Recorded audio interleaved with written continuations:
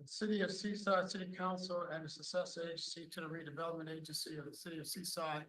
A special meeting on Thursday, July 25th, 2024. City Hall Council Chambers will come to order. Thank you. Roll call, please. Council and Agency Member Miller. Council and Agency Member Burks. Here. Council and Agency Member Garcia Arazola. Mayor Pro Tem and Vice Chair Pacheco. Mayor and Chair Oglesby. Here, Mayor, you do have a quorum, and council members Miller and Garcia Arazola did notify us of their absence in advance of this meeting. thank you so much. I would ask that we have passed, we'll go to item number 3, which is invocation and pledge of allegiance. I would ask that we have Pastor Todd Anderson from the campus church, if he would give the invocation, and then I would ask acting city manager Borges to lead us in the pledge of allegiance. All right. Thank you, Mayor. Thanks for inviting me. I will say I've been to a lot of city council meetings before in chambers, and I think this is the most peaceful setting I've ever seen. I like the way you've designed this. So it's wonderful. Let's pray. Heavenly Father, we just take a moment at the beginning of a session of business, and we thank you for grace and mercy that we can choose to bestow upon each other. And even though we come with differences and different ideas, that we can come together to resolve those things in a peaceful way to help the city of Seaside to become better and stronger together. We ask for your blessing now upon all that's said and done in Christ's name. Amen.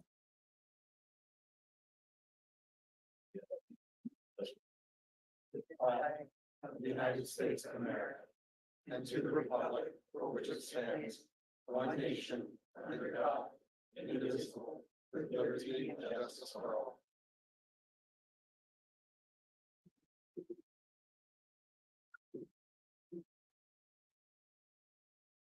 Thank you. We'll go to item number 4, which is the review of the agenda. City manager, are there any items that need to be added to the agenda? No, Mayor. Thank you. I do anticipate a recess around the 7:30 PM hour if required. Go to item number 5, which is public comment. Members of the public wishing to address the city council on matters underneath the jurisdiction of the city of Seaside may do so now for up to 3 minutes. We ask that you hold your comments on items that are on the agenda until that item is called. You have 3 minutes during that time.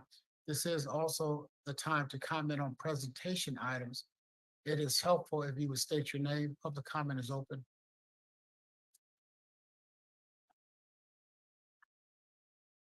Members of the public in the chamber, please approach the podium. Members of the public on Zoom, please use the raise your hand feature or dial *9 if you're calling from a phone.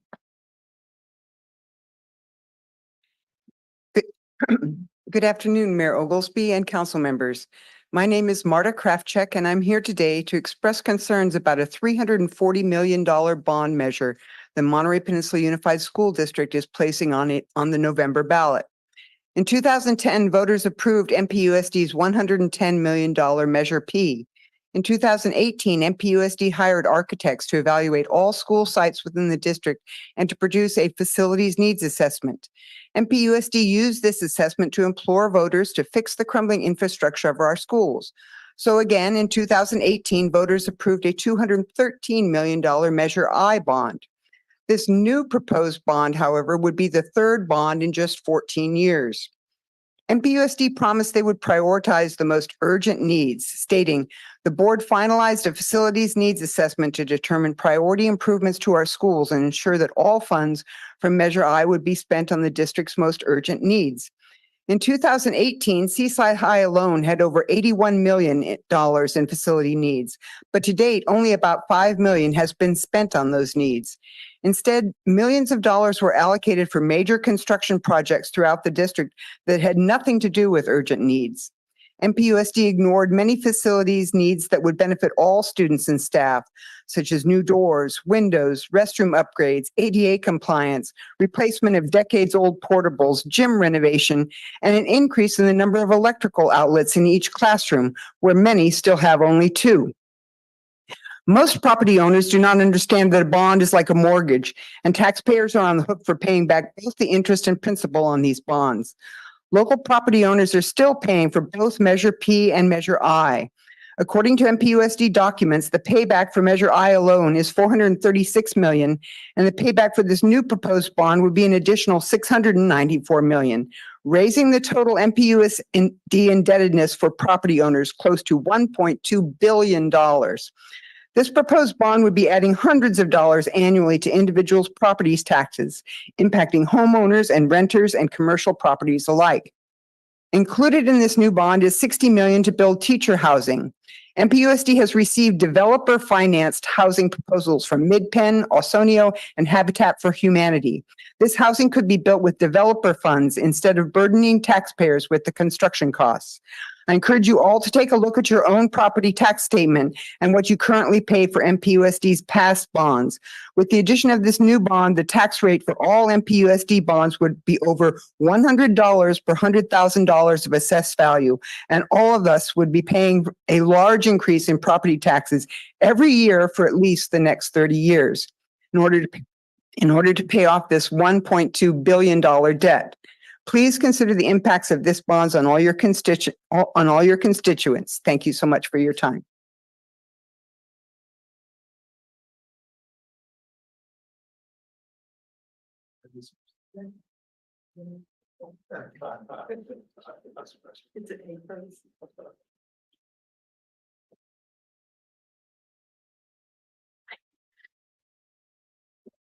Good afternoon, Mayor Oglesby and council members. My name is Carol Chorbajian, and I am the incumbent board member of the Monterey Peninsula Airport District, Division 1, running for election in November. I have had the privilege of studying and living on the Monterey Peninsula for 48 years. I've lived in Seaside, Pacific Grove, and Monterey. The commercial airline aviation industry was a huge part of my family, as my father flew for 44 years for Pan American World Airways before he retired and worked as a federal mediator with the National Mediation Board. The joke among my friends still today is when they ask what my favorite seat in the airplane was, I say it was in the cockpit with my father, because I could, Dad. You can't anymore. I'm currently the owner of a transportation company with customers ranging from individual residents to trade associations and multinational corporations. So my everyday dealings are with transportation companies, airlines, scheduling, delays, baggage issues, and the logistics associated with all of those. I believe that the combination of my early and current backgrounds allow me to be best served to be the Division 1 Airport District board member. As a quick point of information, looking at the MST ridership statistics, 70% of the ridership on line 20, which runs through Seaside to Monterey, is hospitality workers. These are people who I work side by side with every day and have great respect for, and who benefit from the peninsula's hospitality industry being strong, and a solid, fully functioning airport is key to the success of our hospitality industry. On the volunteer side, I'm also a leader in the Monterey County Hospitality Association and See Monterey, serving both as a board member and a committee chair. And I consistently donate my time and services to nonprofits such as Community Partnership for Youth, Monterey Peninsula Foundation, and Rancho Cielo. I'm committed to seeing that every resident of every community on the peninsula is able to grow and thrive in our community, and know that working diligently on the Monterey Peninsula Airport District Board is a big part of being able to achieve that goal. Thank you for your time, and I look forward to serving you.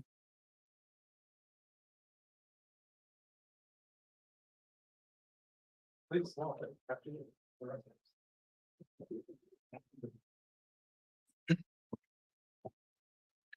Good evening, council. My name is Robert Daniels. I'm a community organizer with Building Healthy Communities. I approached today to give a comment on Governor Newsom's executive order on homeless encampments, which in my opinion poses a significant risk to public health. This measure, while targeting visible signs of homelessness, neglects to address the underlying issues of inadequate housing and supportive services. Displacing individuals from encampments without offering viable alternatives can exacerbate public health problems by forcing them into less visible, less secure, and more unfavorable conditions. The forced relocation can intensify environmental hazards and diminish access to essential services such as sanitation, medical care, and mental health support. The instability and disruption faced by individuals in these circumstances can aggravate chronic health conditions and impede continuous care. An effective approach would involve a compassionate strategy focused on providing permanent supportive housing and comprehensive care. Such a strategy would not only safeguard the health of our unhoused population, but also enhance overall public health, fostering a more humane and sustainable solution to homelessness. I urge the council to look upon alternative solutions, to lean upon Derek Eldred's department to provide resources and connections to resources to our unhoused population, instead of leaning upon displacement, detainment, and arrest, which would only place a heavier burden on our police force and our city's budget. Thank you.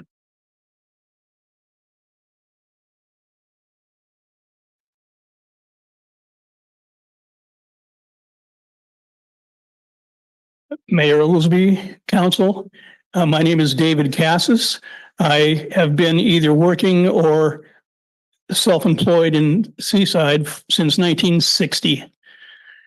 I am very aware of all this going on around here and how many of the people that live in this town depend on the business created by the Hospitality Association, which Ms. Trabajian is a deep, deep member of. She has been involved with helping CPY, Community Partnership for Youth, and she didn't say, but she also helps the Seaside Rotary Club and has for years. Every time I have gone to her, she has graciously helped. I have known her for 30 years, and I think that she is one of the outstanding people in the community. That's it. Thank you.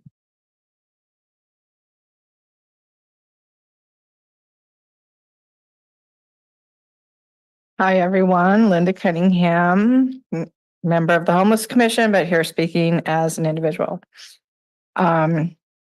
I'm very excited about these next upcoming road work because the worst street in Seaside is going to become one of the best streets in Seaside. It's a 70-year-old road, grand view between Ord Grove and Circle. I think there needs to be an event. You're going to finish all the resurfacing. Circle will be complete all the way from west side of Noche Buena all the way over to Waring. Circle's going to be done. And we're literally taking that worst street on the list and putting it at the top. And I think we should celebrate it. I think a video should be done with a drone ahead of time and a drone after to show the people of Seaside, look, we took the worst street and made it the best street. And I think it should be celebrated. It's a 70-year-old road. It's getting a total facelift. Let's celebrate. I recently been walking up on General Jim Moore and having seen how nice the cypress tree on Broadway has been gussied up. There's some cypress trees on the west side of General Jim Moore, south of Co. There's some dead trees, some really bad branches. I think if they're Seaside's trees, we should get in there and make them look beautiful. That's going to be the gateway to the 5-star resort we're getting. Let's make those trees look beautiful. If they are Seaside's trees, they could be a fire hazard and they could be spreading disease. And those cypress trees are beautiful. Let's make them look pretty. Look how pretty the one on Broadway looks already. I understand we're getting the fireworks report in the future, and I would like to find out during that report, did the extra people, security, I think we hired private security, did they help? Were they a hindrance? Did they improve the situation? What was the result of that? I think that was something new we did this year. Are there enough drones, enough drone operators? Is there any way we could get high school kids involved? Drones, I mean, it's a huge industry. It's a big industry on the Central Coast. It would give them experience. It'd give them something to do, something other than shooting off fireworks to do. It could lead them to choosing public safety as a career. And I thought we could have more signage, like the banner that's for the night out that's up at the high school on that fence. There could have been a banner there about no fireworks and what the curfew is out on City Hall, like we were doing for hiring police.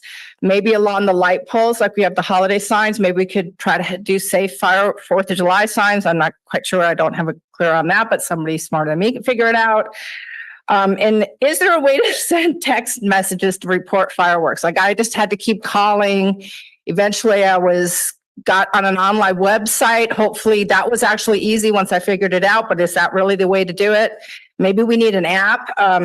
Salinas Fire had a really pretty sign. And then I just was reading that I think it's the Lake Fire. It was a small blaze started by fireworks on Sunday, ran through a Riverside neighborhood in Southern California, burning down a half a dozen homes. And do we have an escape plan for Seaside? What do we do if the whole hillside catches on fire like when Oakland did? Oh, I ran out of time. I'm so sorry. I'll leave my notes. I'm sorry. I fought with that printer, but I couldn't make enough. Barely got those two printed. Thank you.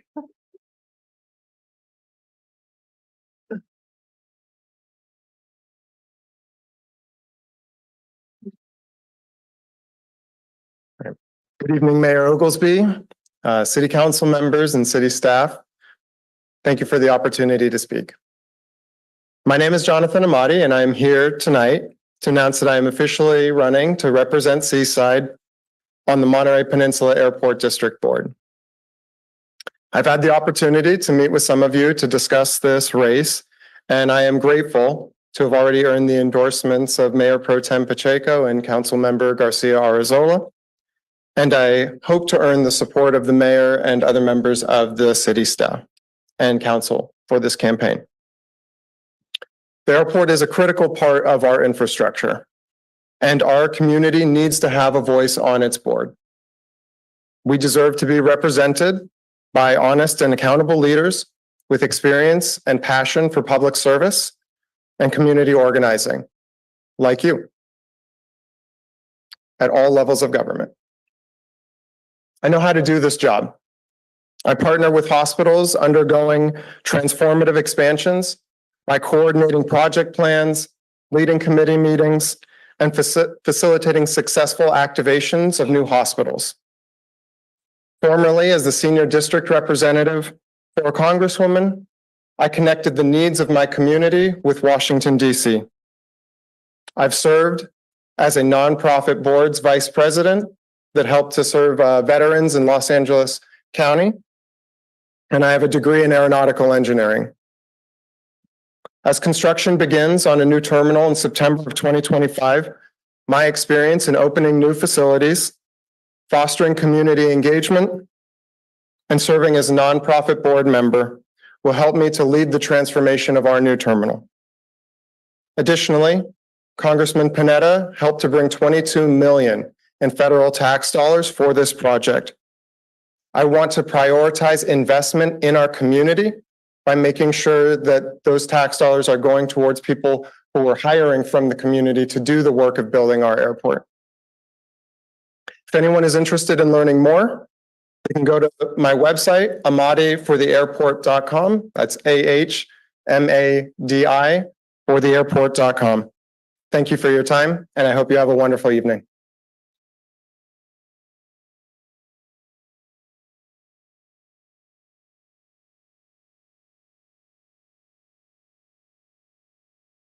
Good evening, City Council. Diane Nielsen, City of Seaside resident. I firmly believe that accessibility and accuracy of information from our city is critical to the trust of our citizens. When I go to the City of Seaside's website, I often cannot find what I'm looking for, and at times I find incorrect information or the year before information. I think that's a big weakness that we have as a city, and I appreciate all the work that is done. I don't know if one person does it or if each department does it, but you can tell it's not something that is a high priority or can get done by maybe a department head or something. I know that some interns from CSUMB are going to be hired, I believe, for different areas of the city.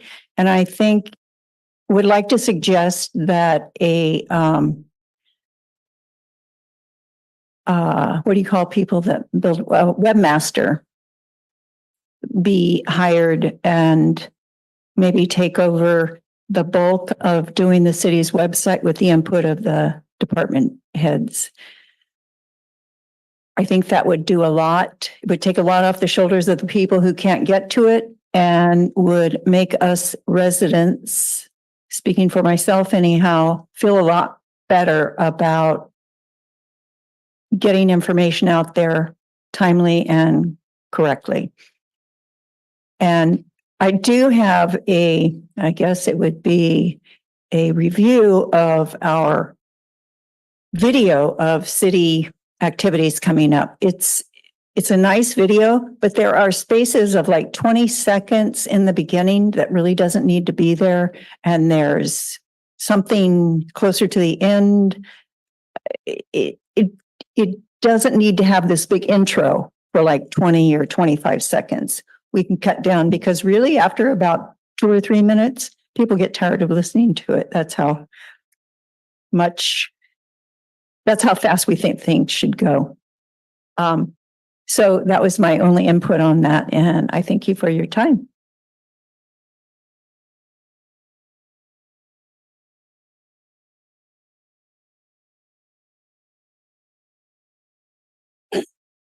Good evening. My name's Wes White, Salinas Monterey County Homeless Union co-president. Also a member of the LEAD committee, which is part of the Continuum of Care Lived Experience Advisory Directive. So there was an executive order today, you may have heard, that says they can clear everybody off of state property and make it your problem instead of their problem.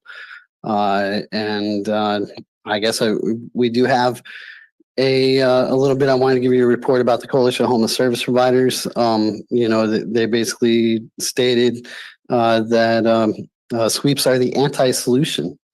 And so you have collaborative efforts that could be had, if there is conjoining between the county and the jurisdictions, because of course county is worried about, oh my God, you're going to put all of your problems on our problems. And that's kind of the way this big shuffle game has been happening, and just needs to stop. I mean, these are your residents. During the CSAC meeting a week or two ago, the Safety Advisory Committee here for Seaside, a lot of board members lamented about how where'd all our locals go? We're not finding people anymore. What happened to them? Of course, the police said, we're complaint driven. Which, but where did they go? I mean, they're probably signed up for services. They're probably signed up in the continuum of care, for housing, trying to get in, and all they can do is wait, see if they ever make the cut. And most people are not going to make the cut. So what is to happen to our residents? Seaside has a lot of heart, and I love this community so much. The involvement and level of respect and warm intentions, and that needs to be extended. Okay, so they're looking for collaboration between jurisdictions to solve homelessness, the Leave Me Home plan from a decade ago, and that it can't happen if all the jurisdictions actually want to work together. This Supreme Court decision doesn't mean you have to be as mean and rude. It means that you could do different. You don't have to. That's really a consideration. You really need to go for it, because these are people. You're talking about human lives, and it's domestic terrorism is what's happening on a state level. Who's supposed to be responsible? Which jurisdiction, the state or the federal? If it's not, is it the county and the city? No, because that's all you ever do is point at the state, make the state give me more money. So, round and round we go, but human lives are at stake. Suffering is what pays for a lot of people's jobs. And it just needs to be different. The way we do commerce, the way we do business, we need to put people first. Stop the sweeps.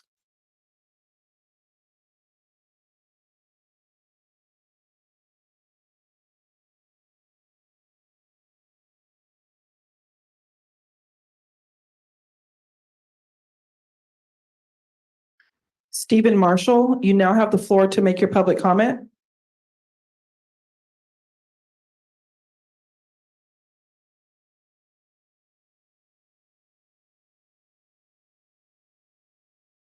I'll speak for Stephen Marshall. My name is Michael Goshenfio. I am a friend of Seaside.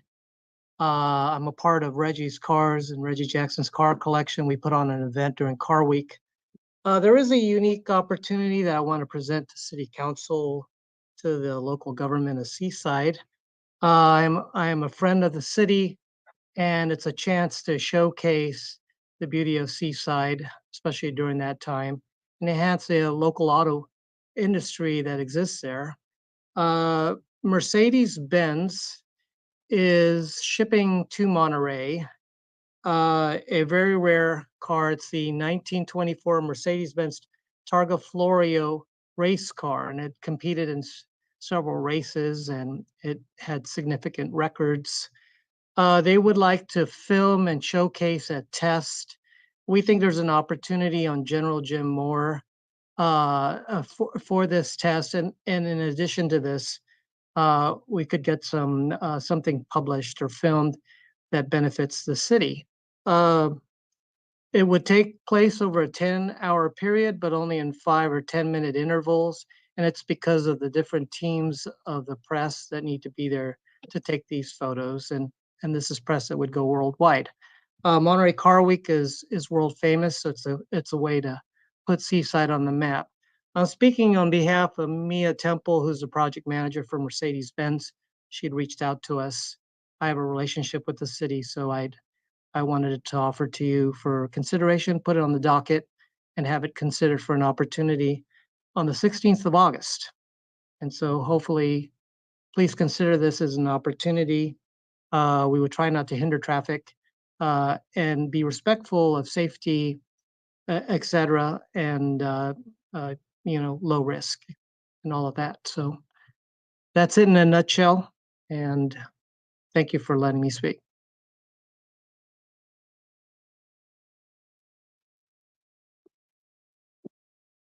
Thank you for your comments.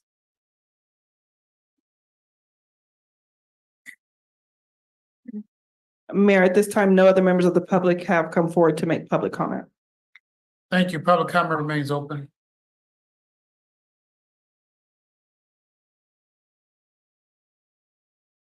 Seeing no one here, no one, public comments closed.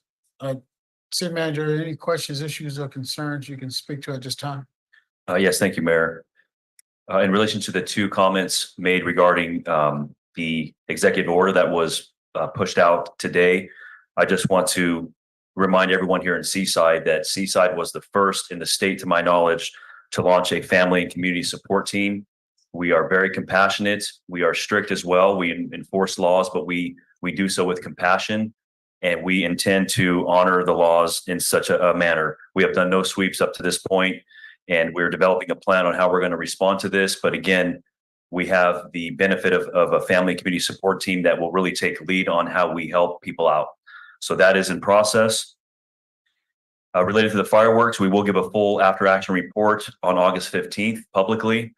But just to answer a couple of questions, one related to the security help, there was a benefit to that help. We'll discuss that more on August 15th. Drones, exactly the same response to that. We did have a text message feature. We publicized that to the media on our social media and here at council when we discussed our operational plan. And the fire department every year has a fire mitigation plan to prepare for potential fires that are small and large scale. And we can talk more about that on August 15th. As relates to the websites, and our city clerk can speak to this, but our city clerk, Ms. Davis, has done a phenomenal job about working on updating our website. So that is already in the works. There's a few meetings that have already taken place, and there will be some additions coming forward. And we plan to have that, if I'm not mistaken, Ms. City Clerk, by this year, later this year. So it is in process, and we recognize some of the shortfalls with our website. And lastly, as it relates to the Mercedes-Benz with Reggie's Cars and this opportunity, I will reach out to Mr. Marshall and Mr. Mike, I believe his name was, and coordinate with a proper procedure to request to City Council in a timely manner. Thank you, Mayor. Thank you. Next, we'll go to number 6, public agency communications.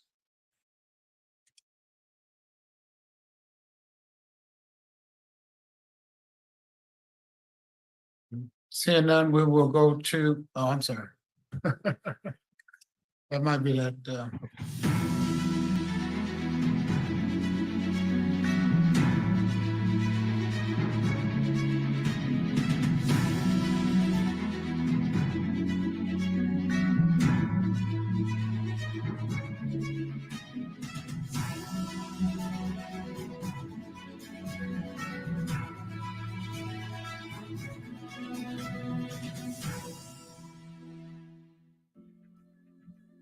Let's dip into this week's edition of Seaside City News, covering the events happening August 1st through the 15th. On Friday, July 26th, Gold Coast Rods and the City of Seaside are co-sponsoring Hot Cars and Cool Nights on Broadway Avenue from 4 p.m. to 8. The featured cars and displays for this month are American Muscle and vintage tractors. The entry fee is $10, and there will be live music, raffles, awards, and a cruise to Cannery Row after the show. We'll see you out there. The Friends of Seaside Parks Association is having a number of work days all over the city this July. On Saturday the 20th from 10 a.m. to noon, FOSPA will be at Lincoln Cunningham Park. On Saturday the 27th from 10 a.m. to noon, you can join them at Havana Solis Park. These dedicated volunteers work hard to keep our parks well-maintained and enjoyable for us all. This is your chance to help make Seaside an even cleaner and greener community. The City of Seaside is celebrating 37 years of blues and art in the park with free concerts. On the 21st, Next Blues Band kicks off the show, followed by headliner J.C. Smith. On the 28th, Lori Hoffer Romero and Blue Mambo opens for Big Brother and the Holding Company. Information for all of the Sunday blues shows can be found on the Recreation webpage, or you can call 831-899-6800. The City of Seaside is looking for your feedback in the development of a local roadway safety plan. The Local Roadway Safety Plan project analyzes crash data and community input from across the city to help reduce traffic collisions and to increase road safety for all roadway users. QR codes and the link to the online survey can be found in the Newsflash section of the city's homepage. You have until July 29th to complete the survey. Thank you for doing your part to help make Seaside a safer place for us all. On Saturday, August 3rd at 7 p.m., MBFC hosts the Tampa Bay Rowdies at Cardinale Stadium. It's Hometown Heroes Night at the pitch, so come on out and help celebrate those who strive to make a positive change in our community. The playoff push has begun. Let's fill the stadium and show our Union squad that the entire Central Coast is behind them. Head over to MontereyBayFC.com for your tickets. The Ascent Project has officially been renamed the Seagrove Project. Seagrove Apartments on Broadway Avenue launched its website on July 22nd for interested residents to get added to their waiting list for both market rate and affordable apartments. Visit SeagroveAPTS.com to apply. On Tuesday, August 6th from 4 to 7 p.m., the Seaside Police Department is hosting National Night Out on the City Hall lawn.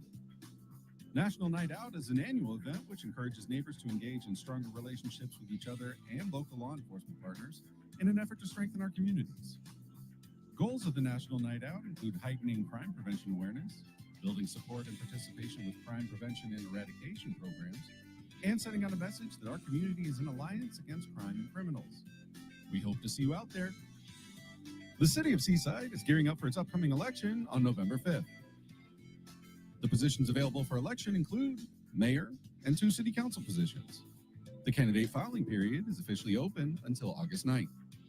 Interested individuals must first make an appointment with the city clerk to submit their candidacy.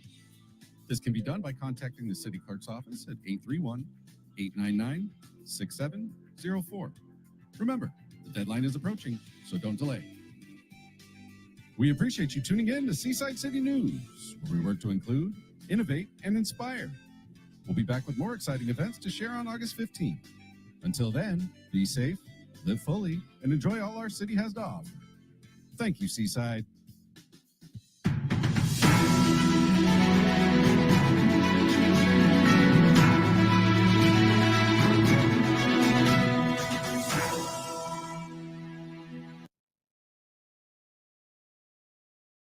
That was it, right, for public agencies? Okay. Man, was that a lot of news or what? That was wonderful. Very well done, and a lot of information, a lot of things are happening here in the city of Seaside. Next, we'll go to 7A presentations. Presentation on the public notice procedure for the pavement rehabilitation project. Mr. City Manager. Thank you, Mayor. We'll call our Public Works Director, Ms. Patel.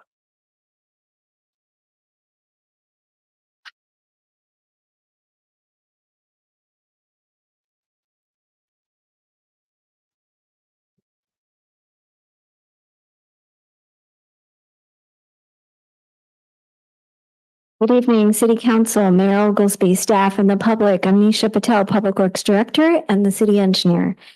And this presentation is on the noticing procedure for the pavement rehabilitation project.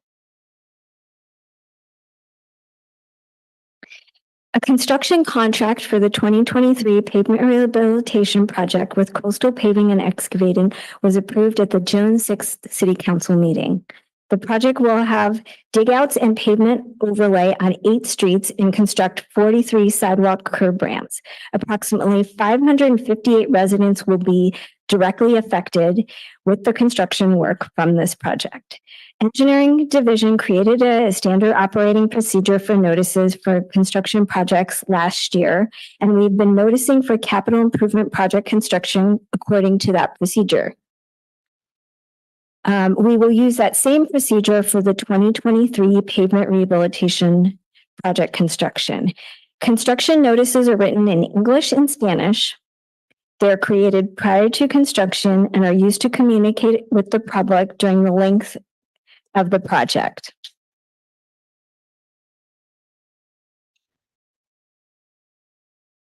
There are notices by city staff on behalf of the city, and there are also notices sent by the contractor, which are their responsibility for the contract documents. For the notification that city staff perform, staff will mail out construction notices to affected residents within the project limits 10 days prior to the construction start date. They will also post the notice at City Hall, the Oldemar Center, and the library.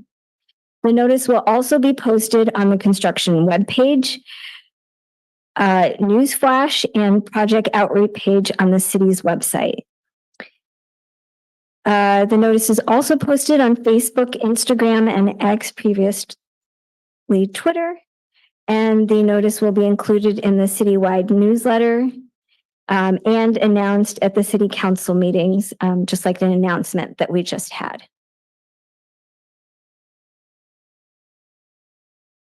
The city construction notices include the project description, duration of the construction, how the construction will affect residents, the contractor contact information or the city contact information, and this website address and QR code to the construction website page.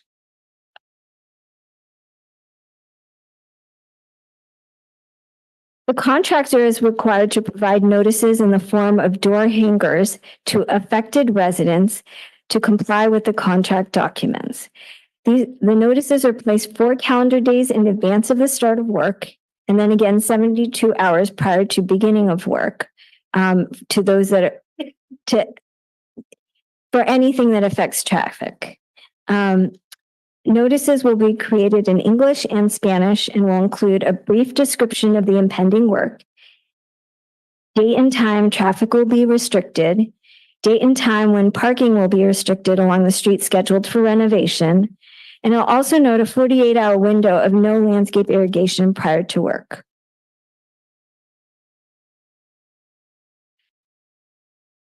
"10 days prior to work, contractors are required to notify local schools, police and fire departments, Monterey Salinas Transit, Green Waste, the refuse collection company, and Underground Service Alert.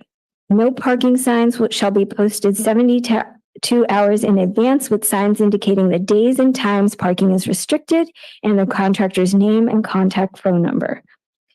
This concludes my presentation. I'm happy to answer questions. Thank you. Well done presentation. Are there any questions? Mayor Potem. Just one. Thank you for what you do. Thank you for the report. Tentatively, you're looking at August 5th or a little bit later. Is that true? So that way the residents have a understanding that it's coming soon. That was, yeah. August 5th. I don't know the exact date of when construction started. It usually starts like around a month to 6 weeks after the construction contract award. I remember in the last meeting we had in the report, it did say approximately August 5th, not because that was a really nice time. So okay. August 5th seems in that window is just so that way residents know it's It's coming soon to your neighborhood. Okay. So thank you. Thank you. Any other questions? Can we? No, I don't have any. Thank you so much. That's fine. We'll go to item number 8. The consent agenda. 8A, approved minutes from June 6, 2024. B, accept and file the cash and investment report for the city of Seaside and successor agency to the redevelopment agency of the city of Seaside for the quarter ending March 31st, 2024. C, approve a fee waiver request from the Monterey Peninsula NAACP for the costs associated with their regional area director and executive branch committee meeting. D, approve environmental service cooperative agreement, quarterly report. E, adopt a resolution rejecting the one bid received for the fire station number 1 kitchen renovation project and authorize reimbursement for bids. F, adopt a resolution authorizing the city manager to execute a 1-year maintenance service agreement for city parks with Hope Services in an amount not to exceed $154,375. G, adopt a resolution authorizing a professional service agreement with Volar Strategic Advisors for media relations for an amount not to exceed $8,000 a month from July 2024 through June 2025. H, adopt a resolution authorizing the city manager to execute contracts for the recipients of the Community Social Services Grant Program. I, adopt a resolution authorizing the finance director to amend the fiscal year 2024-25 budget in the amount of $55,660 for the city's cost sharing based upon the memorandum of understanding with Regen Monterey, which is I want to say dump, but landfill is the correct word. That's the landfill. That's the new name for the landfill. I think they've been having that name for about 5 or 6 years, but I want the public to understand Regen is the landfill. J, adopt a resolution authorizing an emergency water intertie and transfer agreement between Marina Coast Water District and the city of Seaside. K, adopt a resolution approving the plans and specification for the Seaside Municipal Water System to Marina Coast Water District Intertie Project, appropriating $116,203.20 from the Seaside Municipal Water System Fund to the project and awarding a construction agreement to Anderson Pacific Engineering Construction, Inc. for amount not to exceed $304,817 and a total project construction cost, including contingency of $350,539.55. L, adopt a resolution authorizing a professional service agreement with Wallace Group for the construction, management, and inspection services for the Seaside Municipal Water System to the Marina Coast Water District Intertie Project for amount not to exceed $54,651. That concludes the reading of the consent. Are there any items on consent that any member of the council would like to pull? Is there any item on the consent agenda that any person from the public would like to pull? Yes, ma'am. Well, you can just pull it from right there. Okay, great. G. Okay, G has been pulled. Yes, sir. F, yes, sir. Is there anyone else that would like to pull? Bringing it back to the council, what is the will on the council as relates to the consent agenda? And that does not include G or F. Make a motion to approve the consent agenda. Second. It's been probably moved to second. On the question, are there any questions? I mean, we'll go out to public comment. Are there any public comments?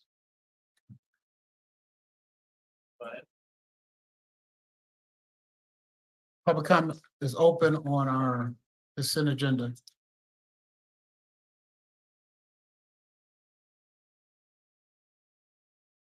Hearing no one, public comment is closed. It's been properly moved and second. On a question, All those in favor use the regular sign of voting, which is aye. Aye. Nays have the same right. Ayes have it. Motion carried. We'll go to item number G. Public comment is open on item number G. Adopt a resolution authorizing professional service agreement with Volar Strategic Advisors for media relations for amount not to exceed $8,000 a month from July 2024 through June 2025. Public comment is open. Diane Nielsen. The only reason I pulled it was because unless I'm reading this wrong, it says the agreement is dated August 3rd, 23 through November 3rd, 23. Is that what we're talking about? Because down where the signature and date goes, it says 2024. All right. That's, Okay. yeah. And then the resolution is, it's not the Broadway Walk of Fame anymore. Seaside Stars. And International Day, I think the day is supposed to be capitalized. That's it. Okay, thank you so much. Thanks. Public comment remains open on item number G on the consent agenda.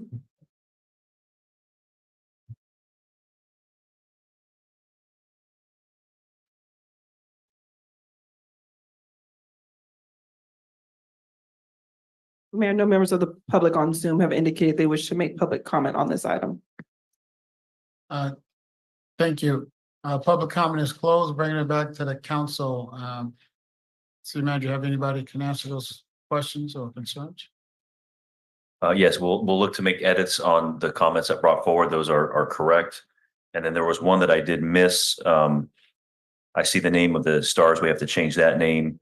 And we have to look at the year with the city clerk to make sure we have the correct years on that agreement and the resolution to be correct with any typos. Okay. Bringing it back to the council. What is the will of the council? I'll make a motion to approve the agenda item with the edited items as appropriate. I'll second. So we're probably moving to second on the question.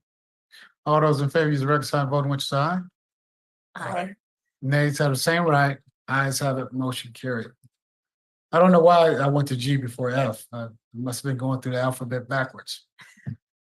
Item number F, public comment is open on item number F, which is adopt a resolution authorizing city manager to execute a one-year maintenance service agreement for city parks with Hope Services in an amount not to exceed $154,375. Public comment is open. Thank you again. Good evening, council. I guess first off, I'm not against the implementation of this. I'm just wondering if the company that's being hired is the right company to do it. I did some research on Hope Services, and they're located out of San Jose, which means they're not local, and they have an annual budget of around $48 million. So it's a fairly large organization.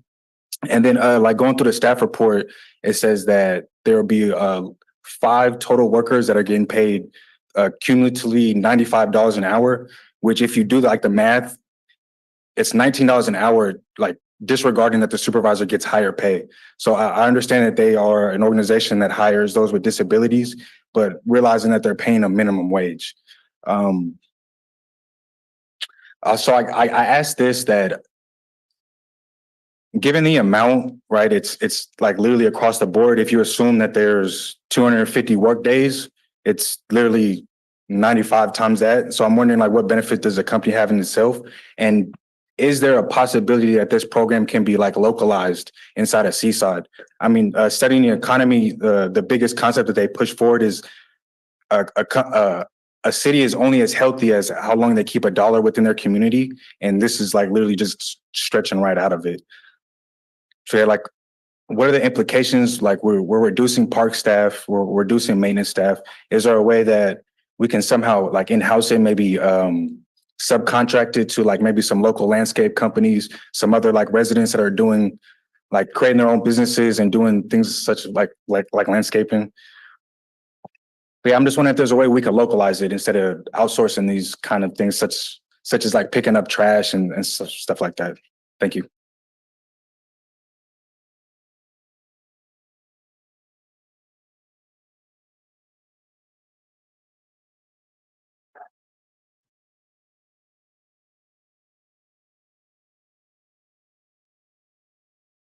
Public comment remains open.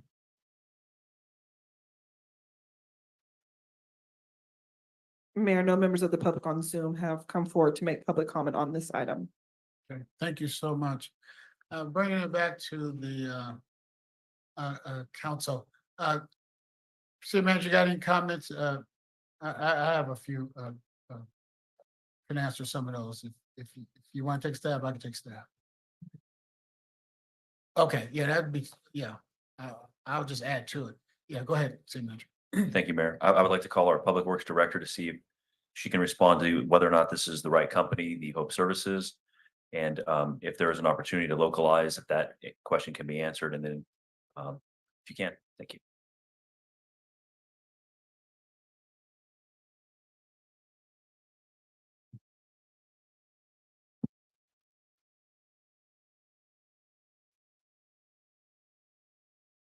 I've discussed how they've been doing with Monty, our acting superintendent, and he says they've been doing really well. They're extremely hard workers. There had been one like incident where they weren't doing well for a while, and then, he sent them a letter and a warning, and then they improved. And since then, they've been doing great work. They cover many of our parks. Our alleys or and other certain specific areas of the city, cleaning up litter, emptying the pet waste stations, filling the bags, and he thinks they do a great job. I don't know if there's another local company, but acting finance director could probably explain more about this, but we have a history of working with them since 2011, and I think our records in the system that she was looking in don't go further back from then. I don't know if she has anything else to add. No? Okay, so yeah. Okay, I mean, that's it. Unless you had a question, you don't have a question? Just a thought, maybe. They used to have an office off of Del Monte. Do you know if They still do. Yeah, I was going to say, do they Yeah, still have that office? And so it's kind of Seaside friendly with the office in Seaside. Is that according to Mayor, that's true. So that verifies that Right. concern. I know I'm glad they do have an office in Seaside. And my only thought would But be. no. Do you have any questions? No. Okay, thank you so much. Bringing it back to the dais, what is the will of the council? I'll make a motion to approve item G and then on the second. Possible. Yeah, of course. Yes, I'm sorry. You're doing like me, I was so. following your footsteps. It's been probably moved to second, item F, on the question. Thank you. I think the speaker made some very good points. And I understand and appreciate them. Maybe next year, when this draws up, maybe they can do a presentation about what parks they talk about, where they do it. It's generally over the city, just so the public and the council can get a better understanding of their larger impact and who are the employees and what benefit is to them and all those surrounding ideas. So that way the residents understand and the council understands of the value of their services. That's my only thought. Anyone else? Yeah, no, I thought that was a good point. Maybe that we'll ask the city manager to put in that requirement in the contract, just an annual report. That way we'll remember to be on the lookout for it. No, I thought the questions were very appropriate, but the point is, they may be based, headquarters may be outside the city, But the work and the residents that they support are our residents on what is it, on the peninsula, I would imagine mostly. And then understanding that they're providing work for those that may not be able to do other type of work. That is the business of the city of Seaside, to make sure our residents, all of them, no matter what, I won't use the word disability, no matter what their abilities are, have an opportunity to get jobs. And these are some of the jobs that are out there. So good questions, but I think the Mayor Pro Tem said it right, which is it's appropriate for us to update and have these questions answered before they're even thought of next year. But it's more than appropriate to hire Hope Services and the members that they have and they serve with these jobs do stay local. So those are my comments on the question. No further questions. All those in favor, use the correct side of voting, which is aye. Aye. Nays have the same right. Ayes have it. Motion carried. Thank you so much. Let's go to item number 9A, business items. A, adopt a resolution of approving the plans and specifications for the Fremont Medium renovation project and awarding a construction agreement to Marina Landscaping, Inc. for an amount not to exceed $467,500 and a total project construction cost, including the contingency, of $514,250. City Manager. Thank you, Mayor. I'd like to call our Public Works Director, Ms. Patel.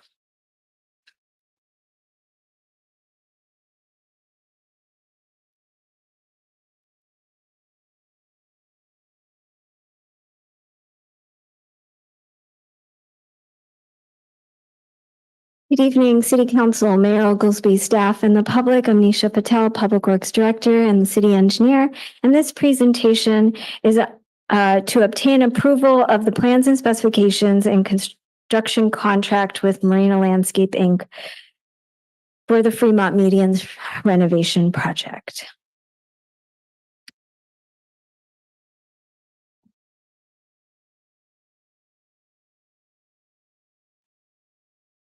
The Fremont Medians project runs from Kimball Avenue to Del Monte Boulevard. The goal of the project is to improve the aesthetics with the natural appearance and reduce weed maintenance and irrigation needs of the center median islands.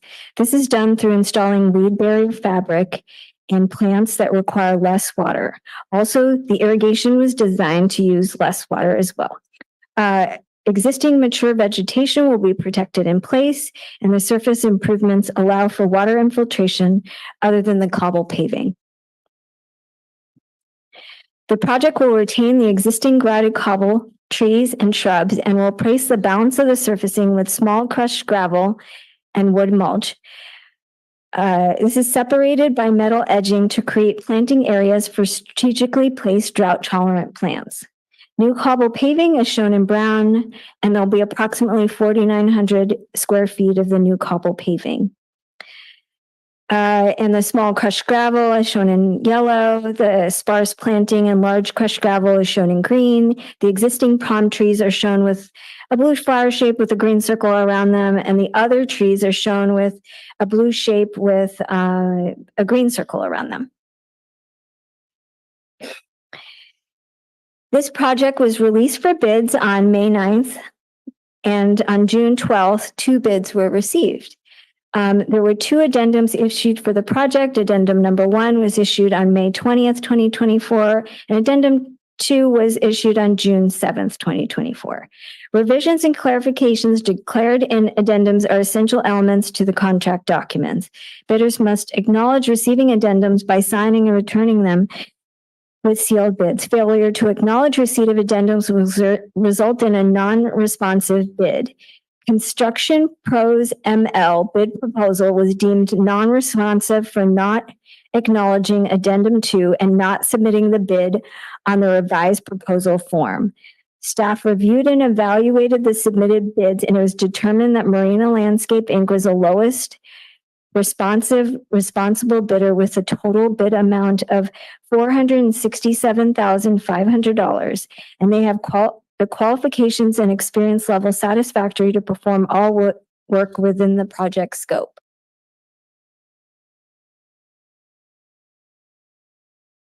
This slide shows the fiscal impact of the Fremont Medians renovation project. So there's the Whitson Design PSA with contingency, the Wallace Construction Management and Inspection with contingency. These are both they will be discussed in the next two presentations. The Marina Landscape and Construction contract of $514,250. And that amount is with contingency and other bid items such as bid publication and public notices. All these items amount to total expenditure of $676,821.70. And we have a total project budget of $678,000. So there will be a remaining budget of, well, if everything goes well, $1,178.30.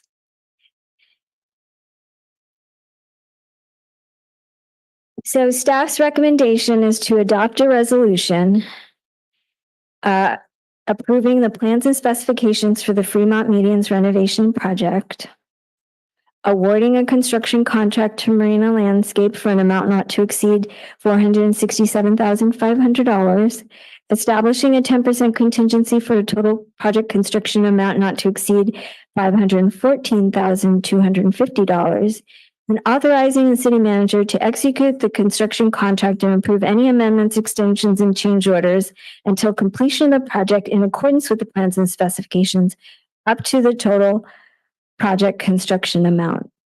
This concludes my presentation. I'm happy to answer questions. Thank you so much for that excellent presentation. Any questions, Mayor Pro Tem? Just on the cobble paving, is that the area like on Hilby and the medians? Is that the cobble paving that you in the medians there, like the rock? What is cobble paving?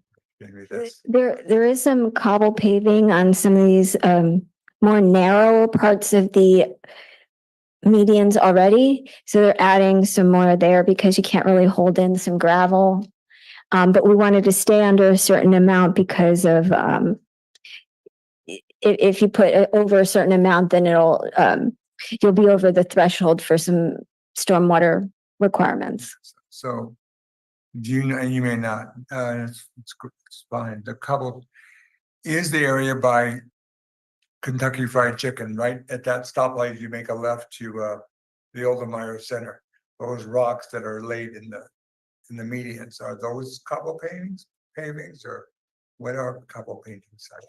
Cobble paving, it is cobble and embedded in, it's grouted cobble, so it's embedded into the I think I know what into you're the ground. And then my other question would be, for decades upon decades, we've had issues with the medians and maintaining them and all that. Are you reasonably confident this will go significant way to less issues, better beautification, and all those things that we're striving for? I think so. We put some mitigation measures in, like the weed barrier and some of the gravel, and we added a little extra budget on the maintenance for the Fremont medians. So if we needed some extra support from a subcontractor, we have that in our budget. Then just one last simple questions, because I know when right now there's some, and I know this is real simple, there's some flag holders throughout the area for the American Legion and VFW when there's the holidays as such. Those flag holder, they won't tear them out to do this work? Yes, they're to be protected in place. Perfect, that's about it. Any other questions? Yeah, I have a couple questions. When we talk about the flag holder, you said they will be, I'm trying to figure out why would we keep them in place? Why don't we just make them right? Because right now, I'm not sure if they're spaced right. I'm not sure where they're at. And so I don't want to assume they'll just stay in place when that may not be the best place for them. If that Okay. makes sense. So I think the question is that the expectation is that we figure out how many do we want, right, throughout the, I guess, Fremont, the total number, and working with our, I guess, the American Legion, how many do we need? And then where do they go? How are they spaced out? I just think that's a little bit more work that we need to do. And I know you have that planned already, but I think that's what we're getting to Okay. about. And then the second thing is you said something about a weed barrier. I mean, hopefully we don't get the cheapest one possible, and then 3 years from now, they're all torn up and their weeds are growing out of them. I know certain areas, you know, you have dirt accumulating, so that's going to have the weeds, but if they're actually growing into the ground, they're harder to pull out. So I would just ask that we look at that. Okay. Thank you so much. We'll open up to public comment. Public comment is open.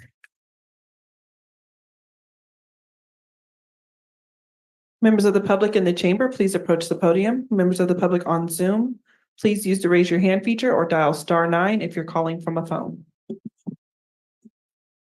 Thank you, Linda Cunningham, speaking as a private citizen.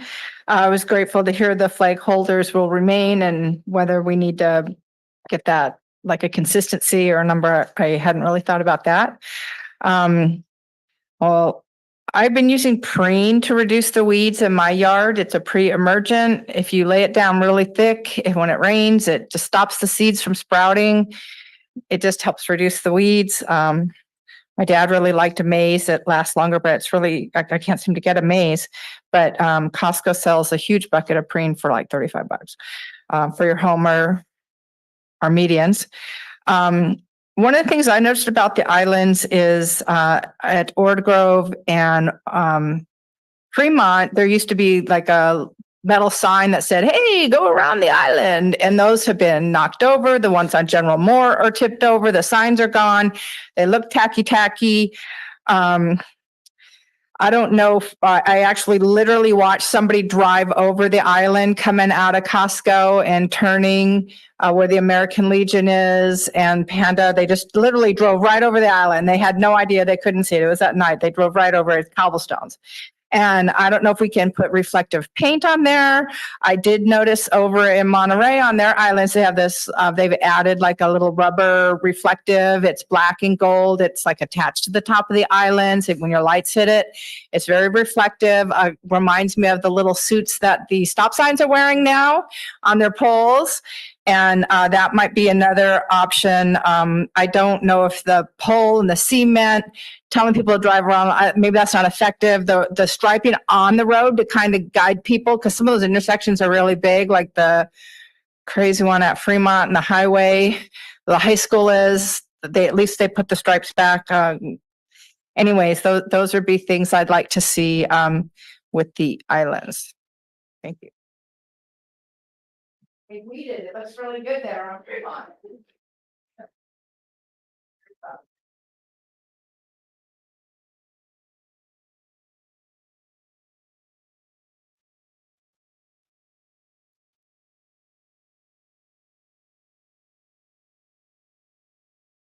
Diane Nielsen.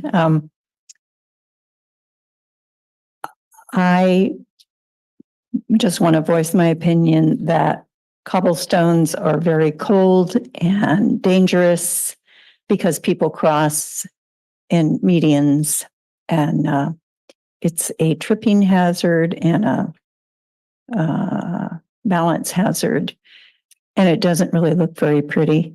But I understand that we can't have plants all the way through. I know at one point, was it last year, we were talking about integrating the design that was going to go up Broadway with different stamps in cement, as I recall.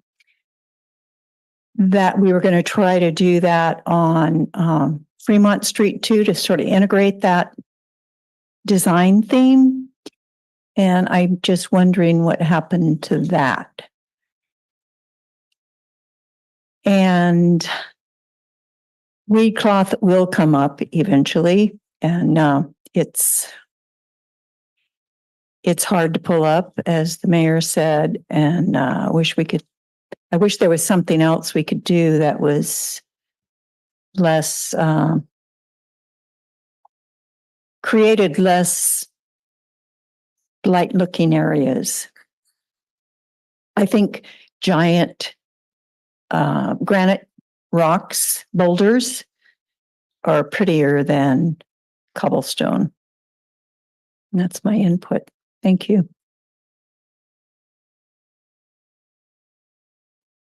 Members of the public in the chamber, please approach the podium. Members of the public on Zoom, please use the raise your hand feature or dial *9 if you're calling from a phone.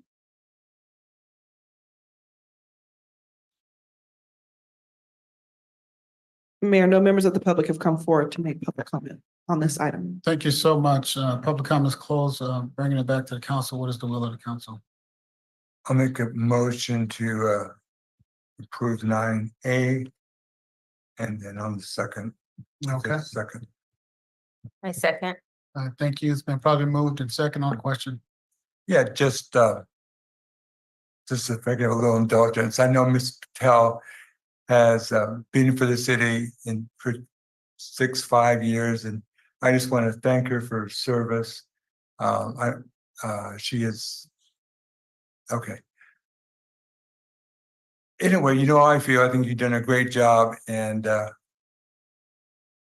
wish I could say more about it. I think I'll leave it to the mayor but you've done a great job, and this city's changed dramatically since you've been here, and I appreciate that. I think what I will do after we carry the motion, then I'll let you say whatever you want to say, but we want to, I did have a quick comment about, I believe that there's supposed to be some type of coordination with the look of the cobblestones. I'm not necessarily saying stamped, right? But as we turn the corner to Broadway, they are connected with that first, whatever iteration on Broadway, right? So they are connected in a sense, but it doesn't change over the length of Fremont like Broadway would change every couple of blocks. Okay, all those in favor, direct sign voting, which is aye. Aye. Nays have the same right. Maybe they'll speak up. Ayes have it, motion carried. I will give the Mayor Pro Tem a point of personal privilege. Mayor Pro Tem.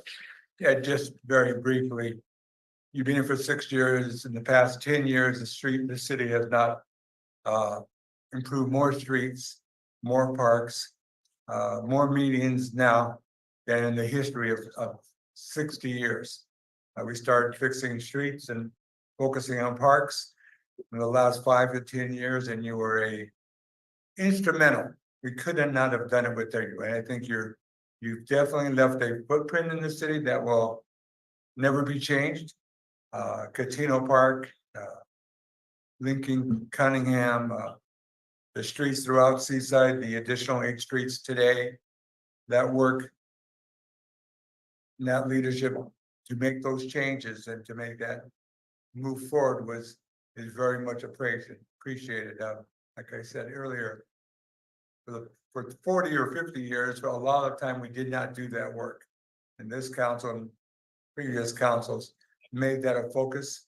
And as you can see, on many council agendas, you are half of the agenda items relate to making changes in the city, and you have been invaluable. And your staff has been invaluable, and hopefully they will continue to be invaluable, because this is what makes Seaside moving forward. This is what brings people to this community by the work they see in the streets and the parks and what we do. And obviously we only have so many financial resources, but you've done your best to magnify, find some money to do things that maybe we wouldn't have done otherwise. So I just want to say my sincere appreciations for what you do, and I believe strongly that it's made a difference. Thank you. City Manager. Thank you, Mayor. Just to add to what Mayor Pro Tem said, and so we're clear, this will be Ms. Patel's last council meeting. Very typical of Seaside. We have incredible employees and their work shines, and headhunters will seek them out and try to steal them from us because of the talents that we see here in Seaside. And it's no different with Ms. Patel. She's a shining star. When I came in as the acting during our first week, within a matter of 72 hours, we wrote a grant together and will be awarded a large amount of money to help some of these projects. But most importantly, if you look at the agenda tonight, this speaks to her character.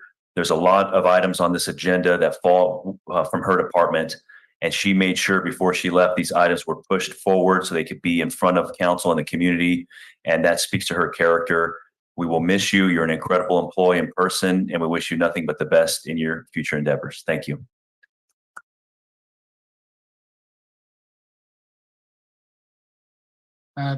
Thank you, City Manager. Yes, you know, and we're doing this now because we won't hold our engineering director to the end of the meeting.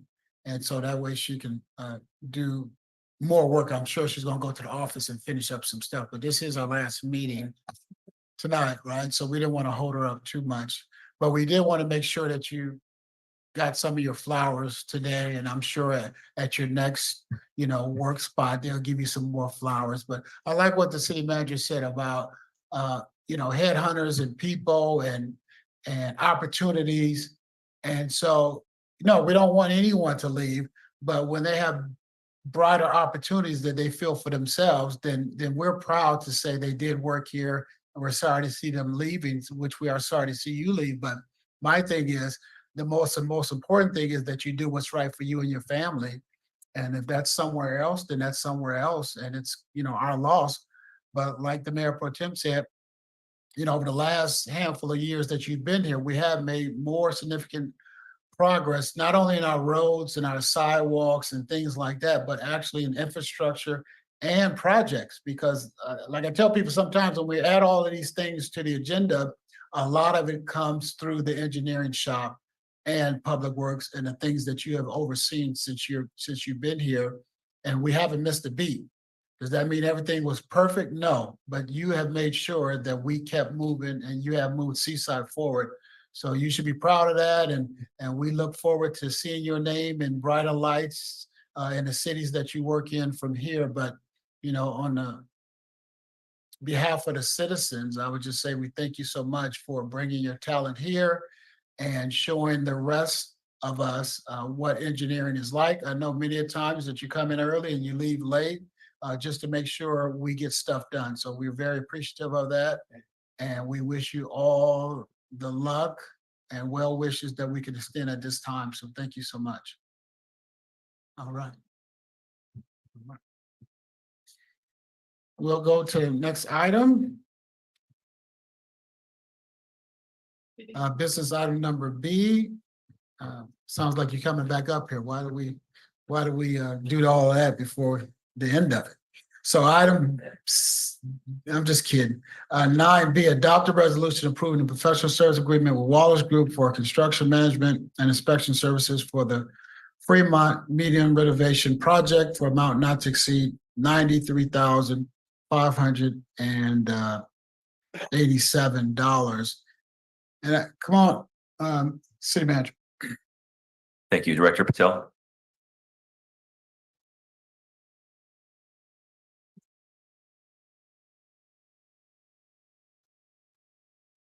Nisha Patel, Public Works Director, and this presentation is to obtain authorization for the professional services agreement with Wallace Group to provide construction management and inspection services for the Fremont Medians renovation project.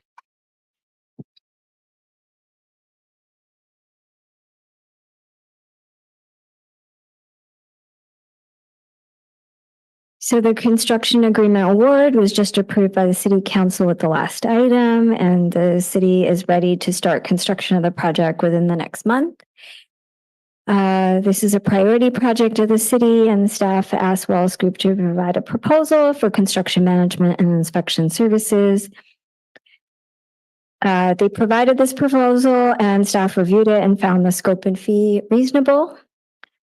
And the scope included these items on this slide. Some of which include pre-construction coordination, submittal review, contractor coordination, processing change order requests, response to contractors' requests for information, quantity calculations, progress payment estimates, daily inspection, site documentation, safety monitoring, and project closeout.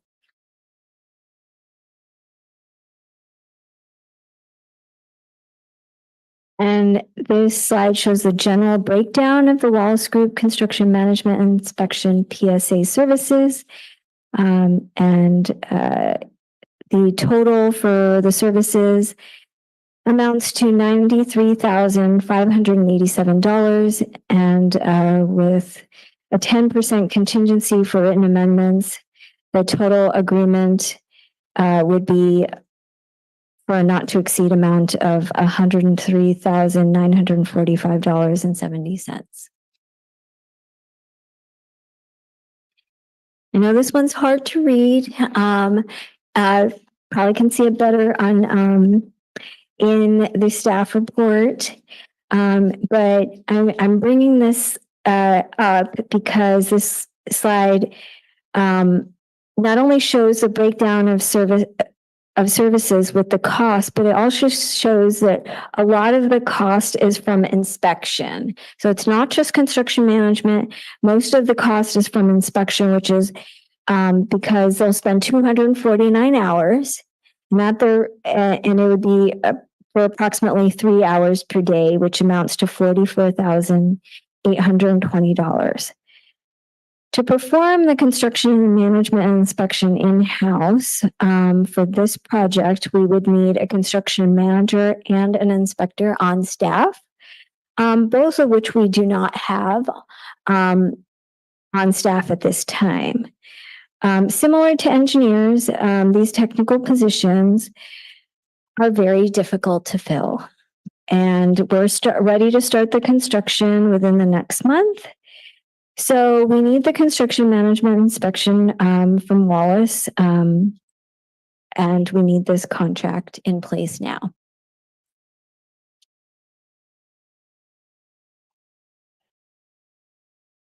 You've seen this slide in the previous presentation, so I won't go into the slide in detail, but the thing to make note of is the Wallace Construction Management Inspection PSA cost of $102,945.70.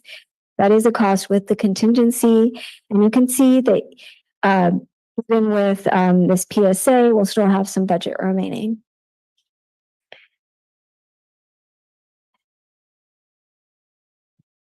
So staff's recommendation is for council to adopt a resolution authorizing the city manager to execute a professional services agreement with Wallace Group to perform construction management and inspection services for the Fremont Median renovation project for an amount not to exceed $93,587 and written amendments and time extensions such that the total agreement does not exceed $102,945.70.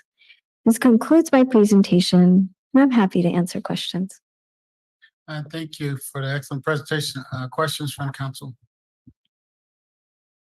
I did have one or two, I think.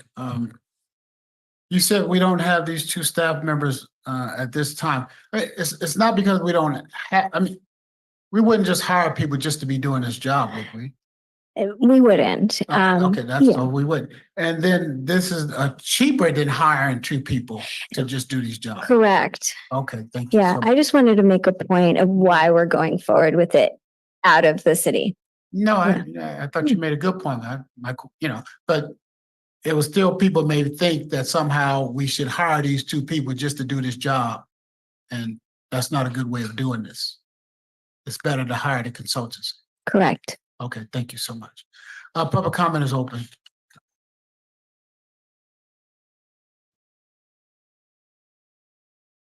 Members of the public in the chamber, please approach the podium. Members of the public on Zoom, please use the raise your hand feature or dial *9 if you're calling from a phone to make public comment on item 9B.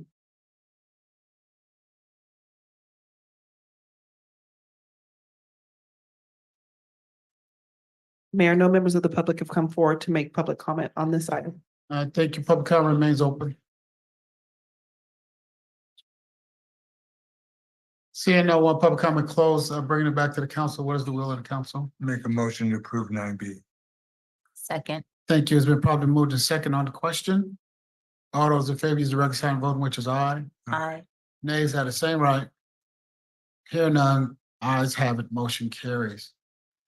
Item number C, letter C, adopt a resolution approving an amendment to the professional service agreement with Whitson Engineers for the design service during construction for the Fremont Median renovation project for amount not to exceed $13,800. City Manager. Thank you, Mayor. Ms. Patel?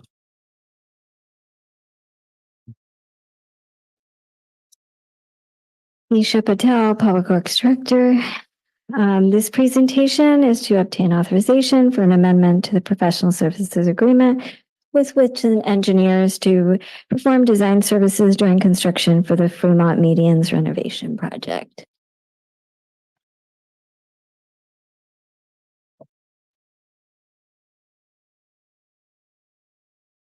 So the items in the scope of services for the Whitson Professional Services Agreement amendment to provide design services during construction are shown here on this slide. Several items that the services that they will provide.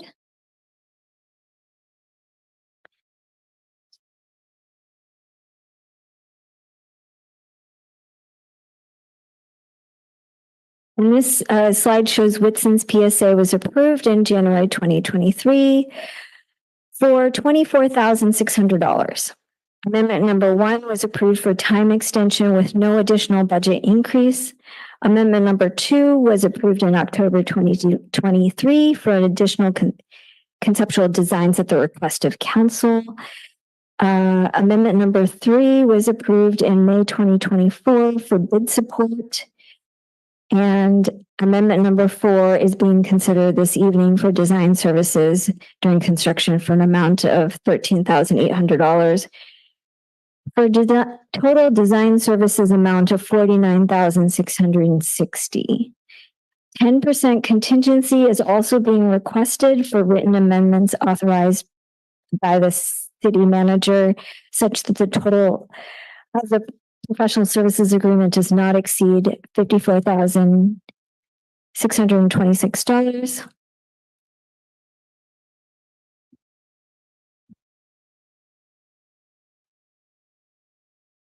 And this slide was presented with the 2 previous presentations. So the item to know is the Whitson Design PSA with contingency cost, which as mentioned a moment ago is $54,626. And there will still be budget remaining if the council approves the amendment.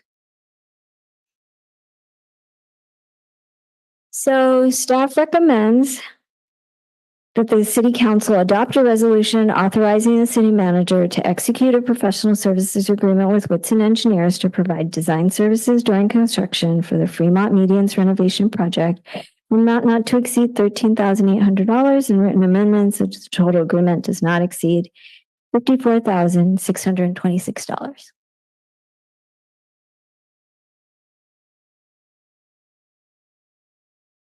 This concludes my presentation. I had to just, what are we approving? Because I'm on the agenda, it says something a little different, right? So it says amount not to exceed $13,800. Oh, yes, that's the amendment. And then the total recommendation includes asking for authorization for the city manager to approve an additional amount for amendments. Right, which is the additional 13,800.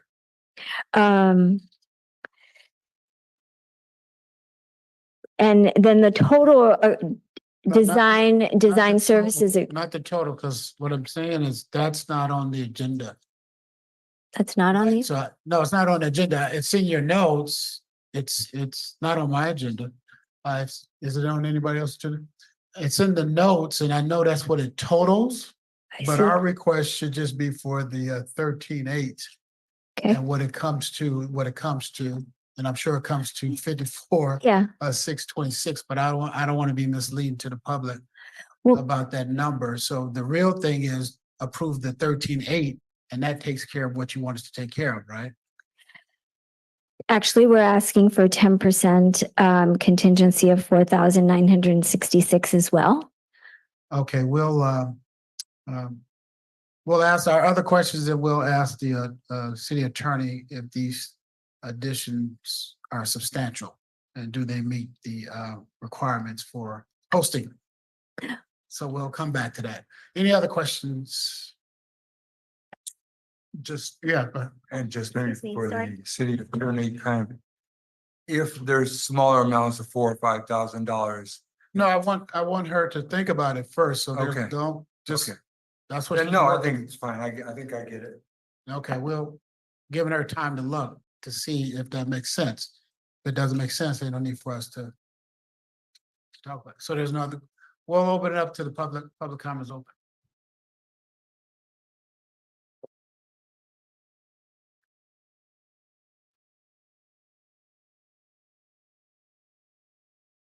Diane Nielsen.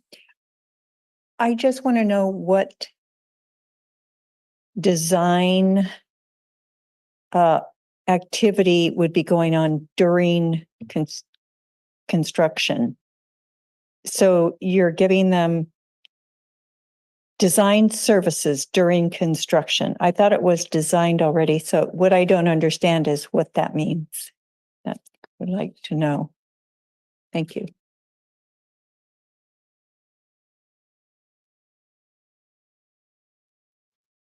Public comment remains open. Members of the public in the chamber, please approach the podium. Members of the public on Zoom, please use the raise your hand feature or dial *9 if you're calling from a phone.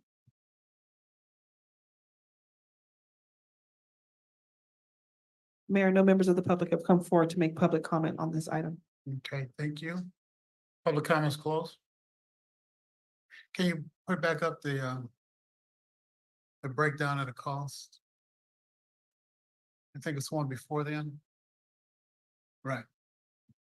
If we can answer that question, is what is the design services? What do we get for that 13,800?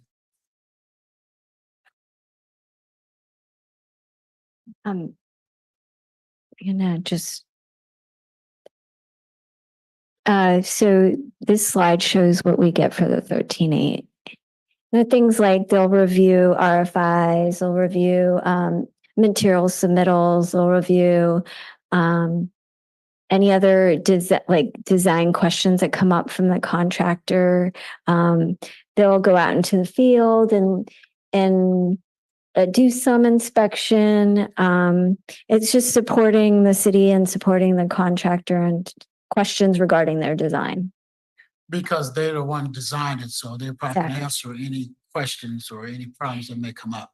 Exactly. And also if there's a redesign, and sometimes that could be done, those smaller things can be addressed with that budget. Right. Instead of going through us and then we go call them up. That Exactly. makes, okay.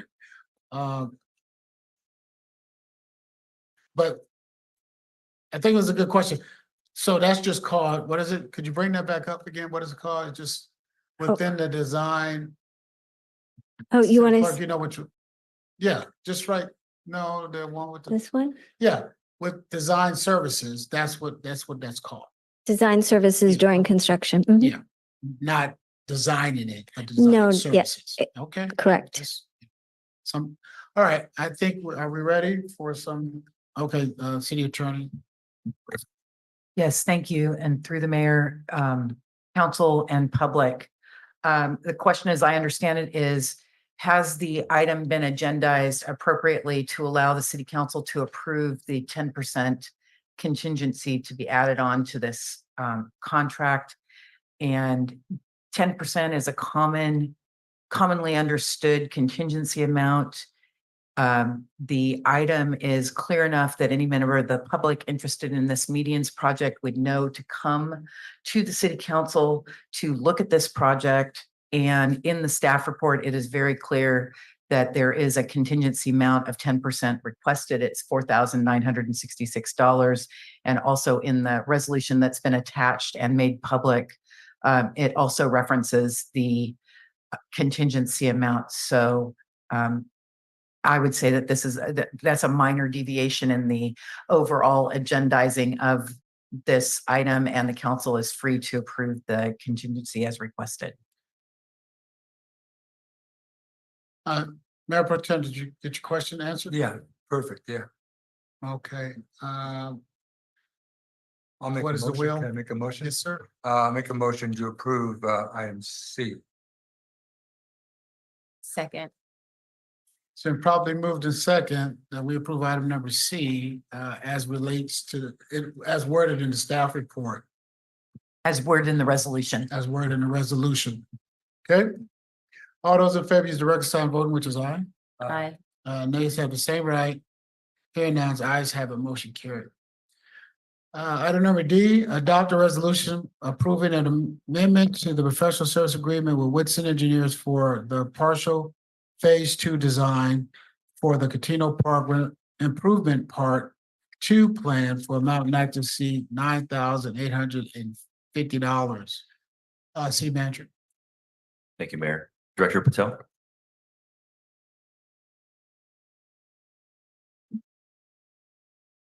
Nisha Patel, Public Works Director, here again, and presenting the item as you described, Mayor. I will proceed with the presentation. Okay, I'm gonna summarize my presentation because it was pretty long. So this is the master plan, the originally approved for all the improvements that the council was looking to make, and that was back in 2017. And then this is Catino Park improvements after the Part 1 improvements. That's after the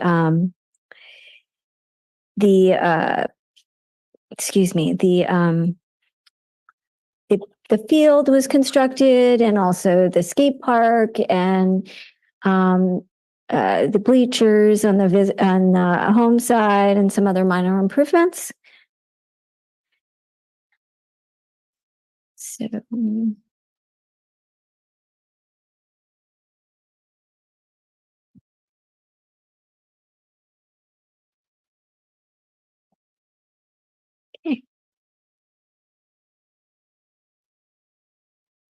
So the Whitson Engineers PSA for Catino Park Part 2 was for the design services during construction of the parking lot, lighting, playground, grass field, picnic area, site furnishings, landscaping, and irrigation. And that's actually all for Part 2, Phase 1. And then the reason why staff is requesting an amendment to the professional services agreement with Whitson for $9,850 is because Whitson went ahead with the full design of Part 2 plan because they estimated they had enough budget to complete the design.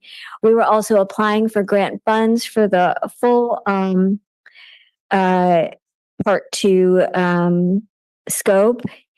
And so we included the Phase 2 in the design, and then that included the fitness trail path, the fitness equipment, and bleachers. But then during construction of Phase 1, there were several design changes addressed by Whitson. Partially this was because NIC had given some additional funding for the project. And then there were some just other unforeseen items that came up. And so they exceeded their original estimated design services during construction budget. But they thought they were still going to be fine with the budget they had. And they got a late design invoice from their subconsultant. And this doesn't normally happen, that we come to council with an additional amount after work was actually completed, but it was work that was legitimately completed by the subconsultant. And it's just a late invoice. So I'll show you what that impact is. Can you go back one slide? Sure. These were some of the design, showing some of the design issues, which some of the issues that we ran into during construction.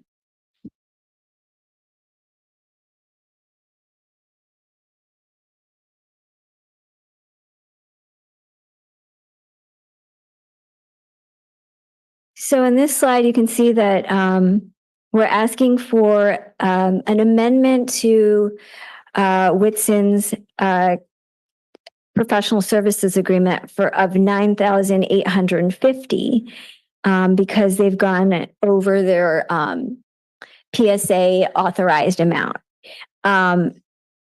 We have budget in the Catino Park budget, the council approved. They added $30,000 for this fiscal year.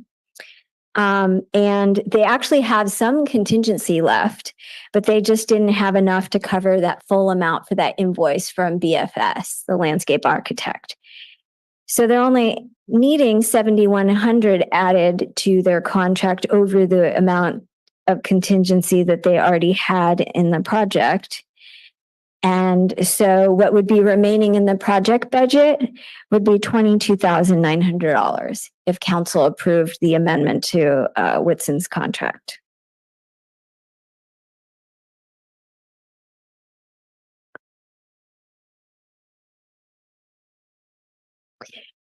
So staff's recommendation is for council to adopt a resolution authorizing the city manager to execute the amendment to the professional services agreement with Whitson Engineers for partial phase 2 design for the Catino Park improvements part 2 plan for an amount not to exceed $9,850.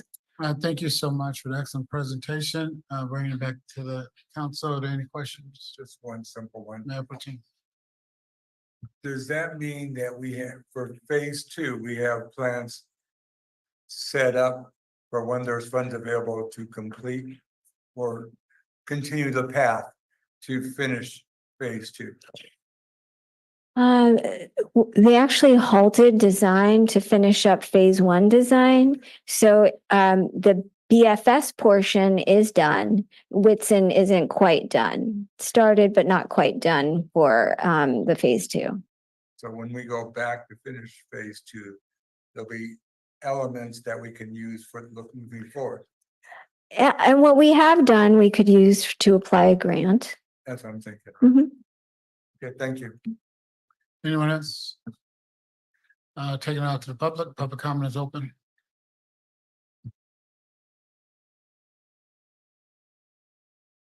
Members of the public in the chamber, please approach the podium. Members of the public on Zoom, please use the raise your hand feature or dial *9 if you're calling from a phone.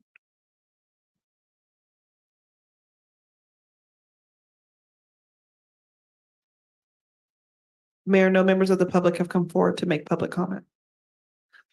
Thank you. Public comment remains open.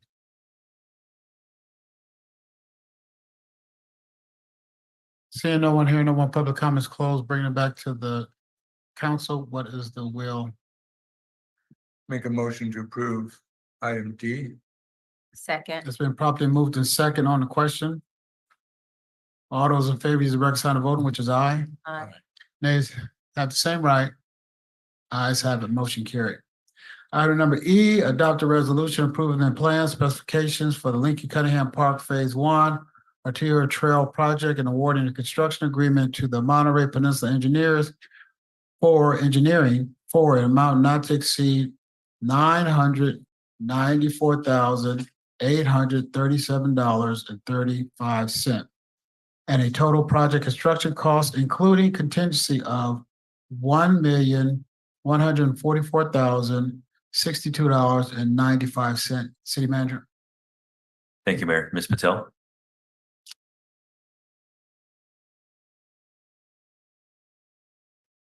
Isha Patel, Public Works Director, here again.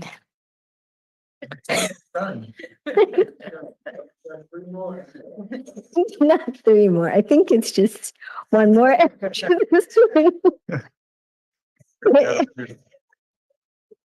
Okay, great. So yeah, I'm going to proceed with the presentation as Mayor Oglesby relayed. So isn't this beautiful? We're finally getting to construct this trail project. Yeah. Yeah. And so the Lincoln Cunningham Park Phase 1 Trail Arterial Project construction includes a concrete multi-use path through Lincoln Cunningham Park from San Pablo Avenue, that's close to where the current bridge is, to Lincoln Street. And also these smaller pedestrian paths from the new multi-use path to Yerba Buena Court, Lindbergh Court, and Serape Court. Storm drainage improvements, curb ramp retrofits, a sewer main repair, one on-street accessible parking stall on Lincoln Street between Lincoln Cunningham Park and Havana Solis Park, and seating for erosion control.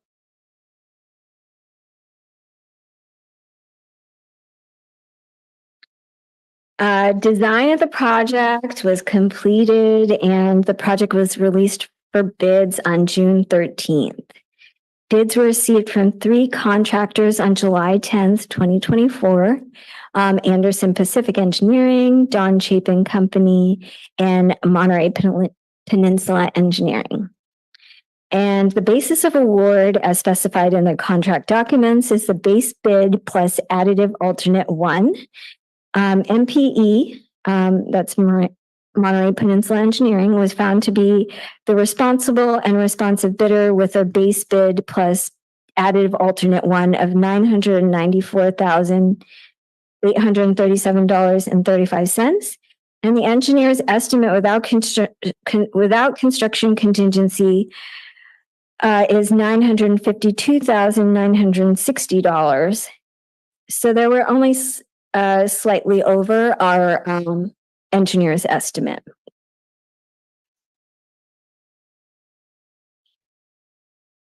And this slide shows a fiscal impact of having the construction agreement with Monterey Peninsula Engineering on the project budget. So with the construction agreement with MPE, and the construction contingency, the Wallace Group construction management inspection, including contingency, the public notifications, and some minor miscellaneous work.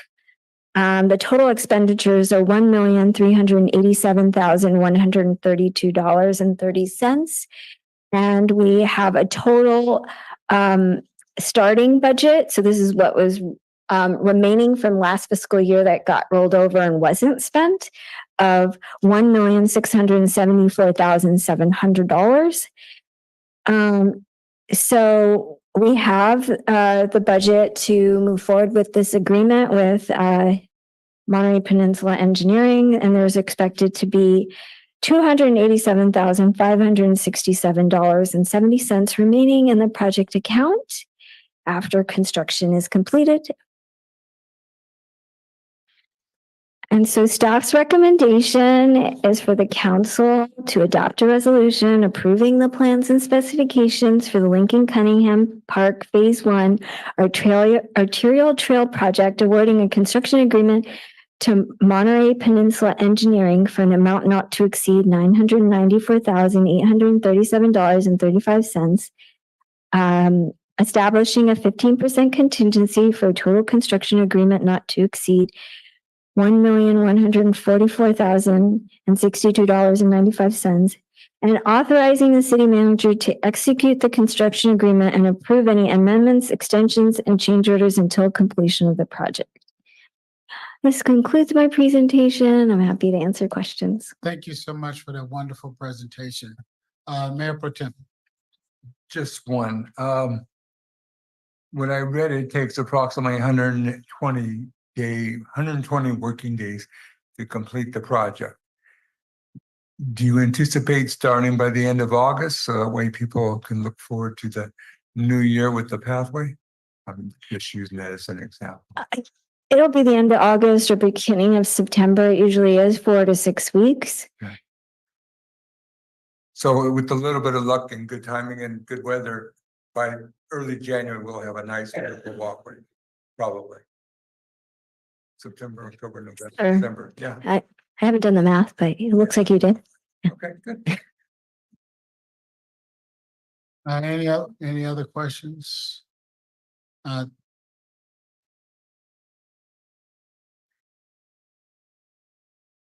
Well, I was just gonna go to, will there be any announcement when the work starts? Oh, yeah, we do public notification, just like the public notification presentation for all of our projects. Thank you so much. Public comment is open.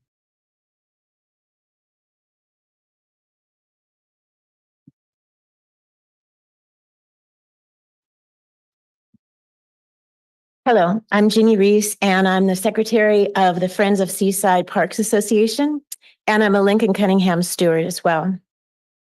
And first of all, we just want to really thank you for the support of these pathways because they're going to be such a huge improvement in the park and in the neighborhood. It's going to be wonderful. And Friends of Seaside Parks has a vested interest in Lincoln Cunningham Park. You know, we have a monetary interest in the trees and plants that have been put in the park, including oak trees. But, you know, the most valuable investment is the investment that we've put in as far as our time and our energy. And I remember when the park was first starting to get some kind of greenery, I remember people taking 5-gallon water buckets from their homes to water greenery across the park. You know, that actually happened. To make the signs more welcoming, people have taken thermoses and dumped water to make greenery so that the San Pablo sign would look nice, you know. So a lot of people have spent a lot of time. So that's a really, really cool thing. And then in recent times, you know, 20 to 30 volunteers come to the park, and every 8 weeks to weed and mulch and plant and to make it more beautiful. So we've got a lot invested in the park. And we also, the Lincoln Cunningham group has we've been keeping neighbors informed about different issues that have come up, like providing input for the concept plans, offering updates on the construction of the basketball court, discussing the possibility of the well going into the park. We've done what we can to make sure that the neighbors understood what was happening at the park. So we really appreciate the careful preparation that's gone into the plans for these pathways. But the one ask that we have is that we get updated about what's happening in the park so that we can maintain that investment. You know, we want to make sure that what's there already can still be maintained throughout construction because, you know, it's kind of our passion that, you know, it's whatever can remain there during construction is still going to be safe.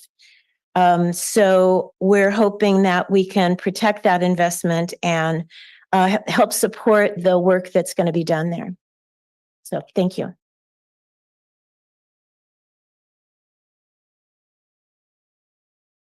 Members of the public in the chamber, please approach the podium. Members of the public on Zoom, please use the raise your hand feature or dial *9 if you're calling from a phone. Hi, Donna Penwell from Nadina Street and neighbor of Lincoln Cunningham Park. I can't tell you guys how excited I am about this project, and I really want to thank the council for its perseverance on this project and its dedication towards making it happen.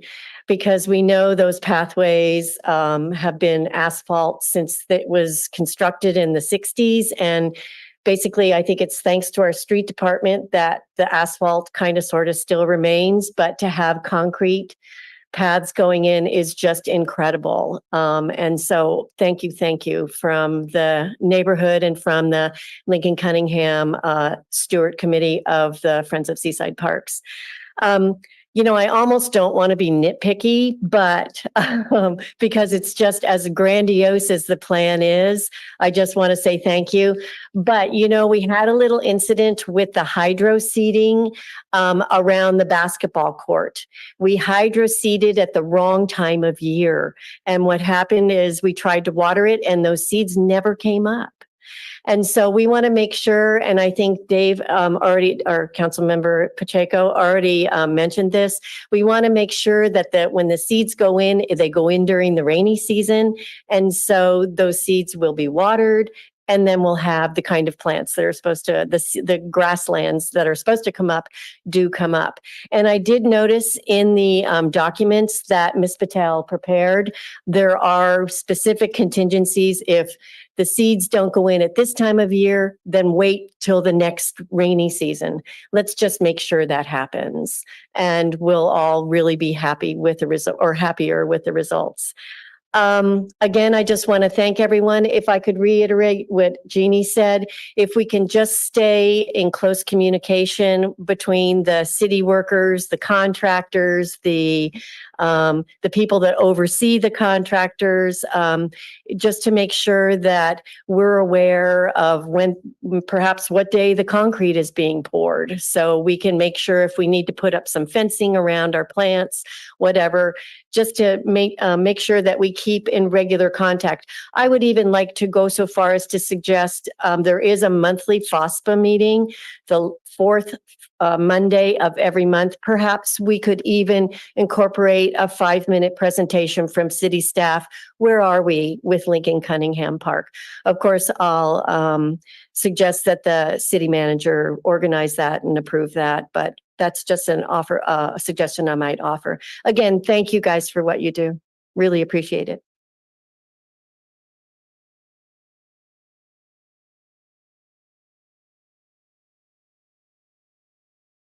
Diane Nielsen.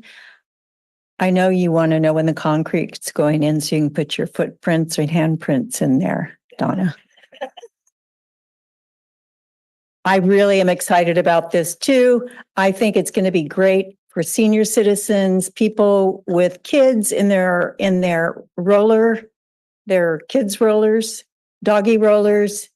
It's going to mean so much to so many people. I remember when I first started getting involved with FOSPA and the Parks and Rec Commission, and we would go out there and work, and people, you could trip very easily, but it would be so great if people could walk through this park safely and do it with their walkers and that sort of thing too.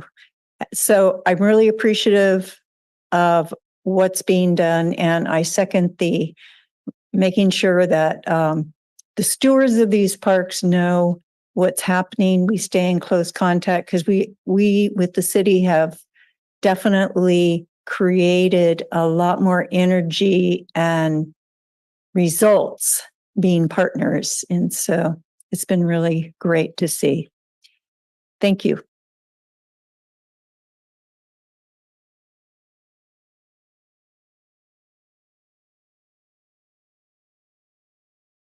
Tanya Roos, you now have the floor to make your public comment. Good evening, Mr. Mayor, City Council, members of the staff, members of the public. My name is Tanya Roos, and I'm here representing the Blue Zones Project, Monterey County.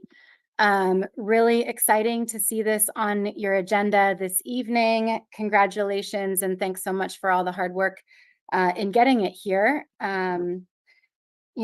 As you know, from your recent Parks and Recreation Master Plan, one of the top items that residents were looking for in the city was more recreational trails so folks can walk and run and bike, and you're doing it. So congratulations on putting your will, and aligning it with what the public wants to see. Trail systems like this, are accessible and equitable and free, allowing people to live healthier and happier lifestyles all around, which of course is what the Blue Zones Project is interested in. Additionally, this segment of the trail is part of a larger vision connecting 3 parks in Upper Seaside and really bringing safe routes to school to reality, connecting Martin Luther King School of the Arts, the International School, and Ord Terrace. There's been some great work that has happened up at Ord Terrace recently in terms of drop off and pickup, making it safer for pedestrians, and that connection from Lindbergh Court will feed directly into that. So this is all part of a bigger plan that's will hopefully mitigate some of the drop-off traffic and getting kids and families out walking more through walking school buses and active transportation. So kudos to you all on that. And also just to say, it's nice to see that there's some money potentially left over in the budget or the line item. And as referenced, there's some great concept plans that have been developed and some additional amenities that I'm sure could be utilized for some of those additional dollars to really continue to amplify these wonderful resources for the community. So thanks so much for all the hard work, and look forward to the groundbreaking and ribbon cutting soon. Thank you. Thank you for your comments. Mayor, at this time, no other members of the public have come forward to make public comment on this item. Thank you. Public comments closed. Bringing it back to the dais, what is the will of the council? I make a motion to approve item E and then on the second. Thank you. Second. It's been properly moved and seconded on the question. Just want to thank Fossil for all their hard work and just the council. During that, my memory, and I'm pretty sure correct, we gambled. We were talking about waiting for grants. We were talking about doing it in phases. And I think some member of this council said, let's get it done. And this is a part about Seaside trying to get things done. I think we moved forward in some because we saw the larger vision and we didn't want to delay the negative impact what's currently there. And we are moving forward in a really good direction. The part is increasingly used. But bottom line, I believe, is this council had some guts, for lack of a better word, to gamble on our residents. And we did that. Now you have a project. Thanks staff for making it happen in a timely fashion.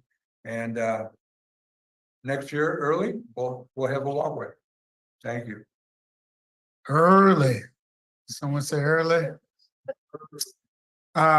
Any other? Well, I was really talking about Sunday morning, but that. So anyone else? Yeah, I think, well, let me make my 2 comments and then we'll, have happy statements later.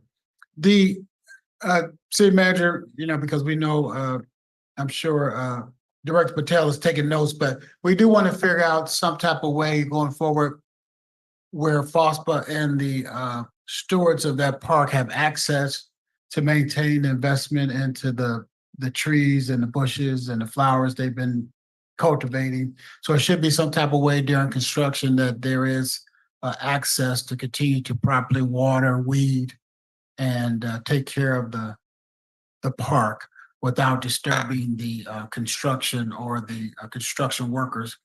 I think most of the time they're only out there on maybe a Wednesday or maybe definitely on Saturdays every couple of weeks.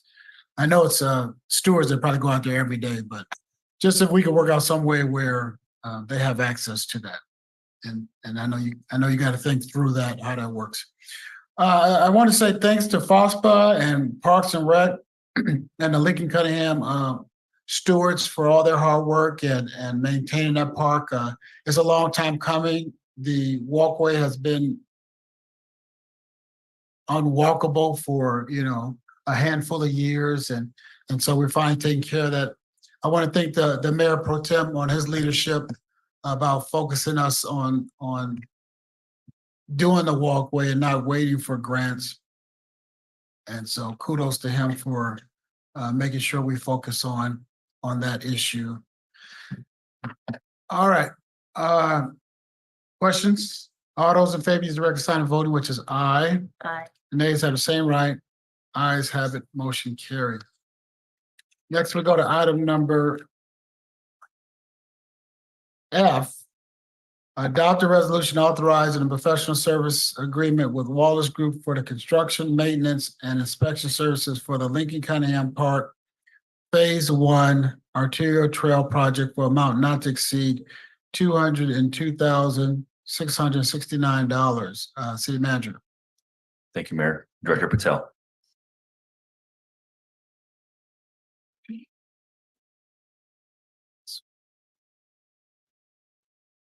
Nisha Patel, Public Works Director. And I'm going to proceed with the presentation as Mayor Oglesby relayed.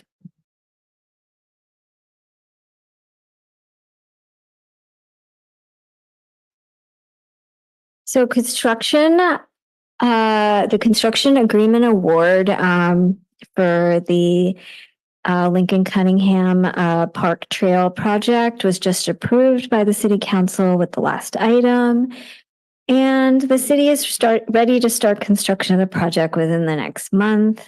This is another large and priority project of the city. So staff asked Wallace Group to provide a proposal for construction management and inspection services.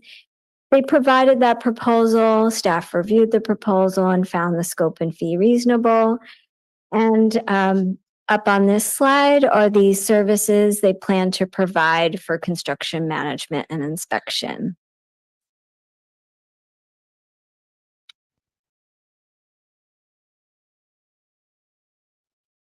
And this slide shows a general breakdown of Wallace Group construction management and inspection services and their costs.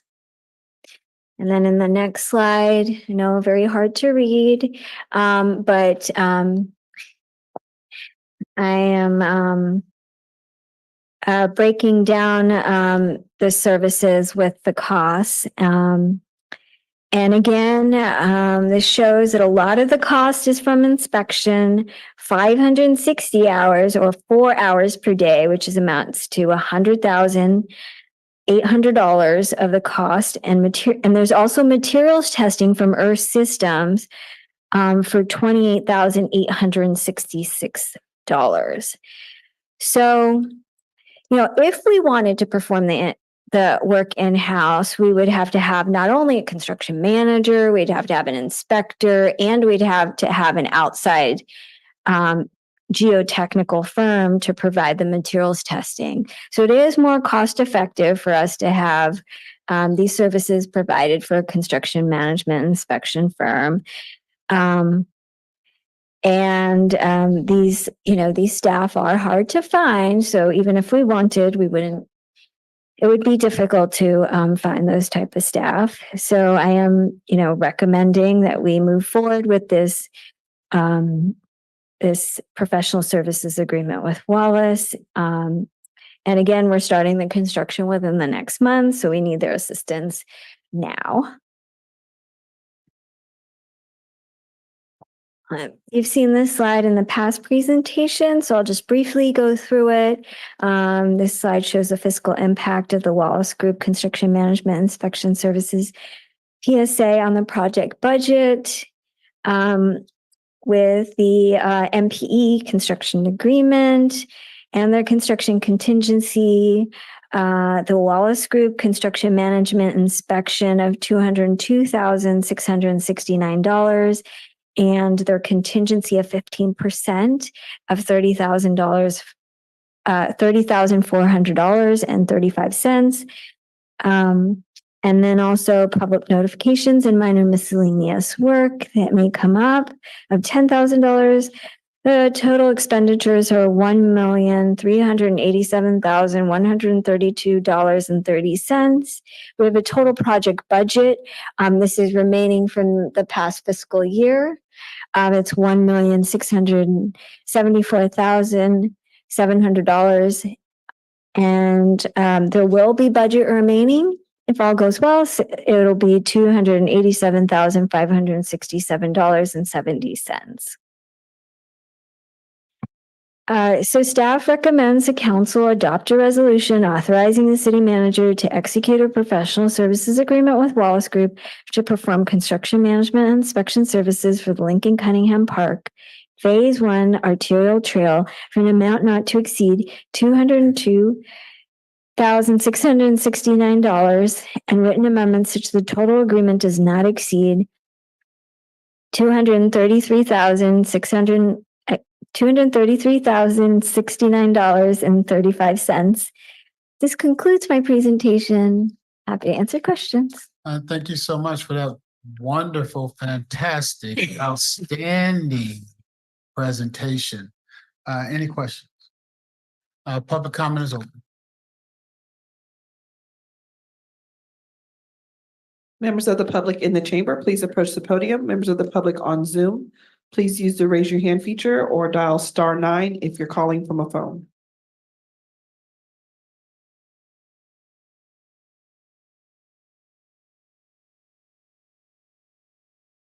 Mayor, no members of the public have come forward to make public comment. Public comment is closed. Bringing it back to the dais. What is the will of the council? Make a motion to approve item F. Second. Then properly moved and second on the question. I do want to just say it was an outstanding report, and this being the last report from our director, just want to say thank you so much for what you do for us. All right. On the question, all those in favor use red sign voting, which is aye. Aye. Nays have the same right. Hear none, ayes have it, motion carried. We'll go to item number 10. Council members request, new council members request.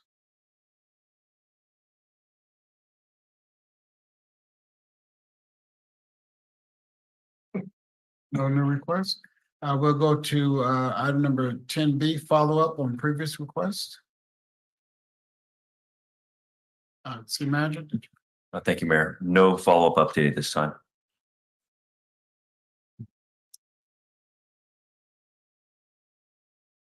All right, we'll go to item number 11, which is city attorney, city managers, city council and mayor's comments and reports on committee assignments. We'll start with the city attorney. Thank you, Mr. Mayor, members of the council, members of the public. It's been a while since our last meeting here. I was lucky to participate in the law enforcement torch run in support of the Special Olympics at the end of June. Additionally, in July, I was able to participate in the ribbon cutting of the new mural, the skate park mural at Catino Park. It was it's a wonderful mural, and it was a really great function. And finally, I participated in the League of California Cities City Attorney Brown Act Committee as well. It's a state committee that I participate on. And that concludes my comments. Thank you, city manager. Thank you, Mayor. No report. Thank you, Councilmember Burks. My quarterly AMP meeting was canceled and waiting for the rescheduled one. And I too was able to participate in the celebration of the Catino Park mural. Thanks to Parks and Rec for giving out the cool skateboards. It was great to see the kiddos and everyone that got awarded a skateboard. So thank you, everybody. Mayor Pro Tem. Thank you. I hosted a town hall meeting last week. It was well attended by residents. Fireworks remain a concern. Residents were appreciative of the park improvements and excited about the hotel at the golf course. Wanted to thank Jose Bazua and Chief Borges for their presentations and comments. It was very helpful. I attended the Laguna Grande Regional Park meeting. The committee and residents received an update on the permitting process for trail maintenance. The permits and applications are on schedule. Attended the Sunday Blues with the mayor. Attendance has been very good. Local headliners, local bands include Red Beans and Rice and Next Blues Band, plus Roy Rogers and J.C. Smith were well received. This week we'll have Lori Hoffer and her band, and a band called Big Brother and the Holding Company. And if you remember Janis Joplin, that's her band, so try to stop by. And attended the fundraiser at the grocery outlet hosted by the police department. It was a fundraiser for the Salvation Army and the Boys and Girls Club. A lot of officers shared their, got hit in the face with pies as part of the fundraising opportunity. And I think they did significantly well. I joined the mayor and participated in the park cleanups. Thank you, Phosphor, for all you do. Attended the Black Leaders and Allies Collaborative with the mayor. I want to thank Derek Williams and his team for all their work.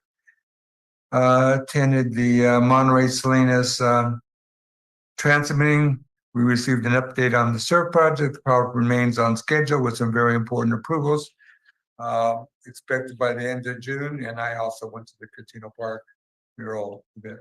Thank you. Thank you.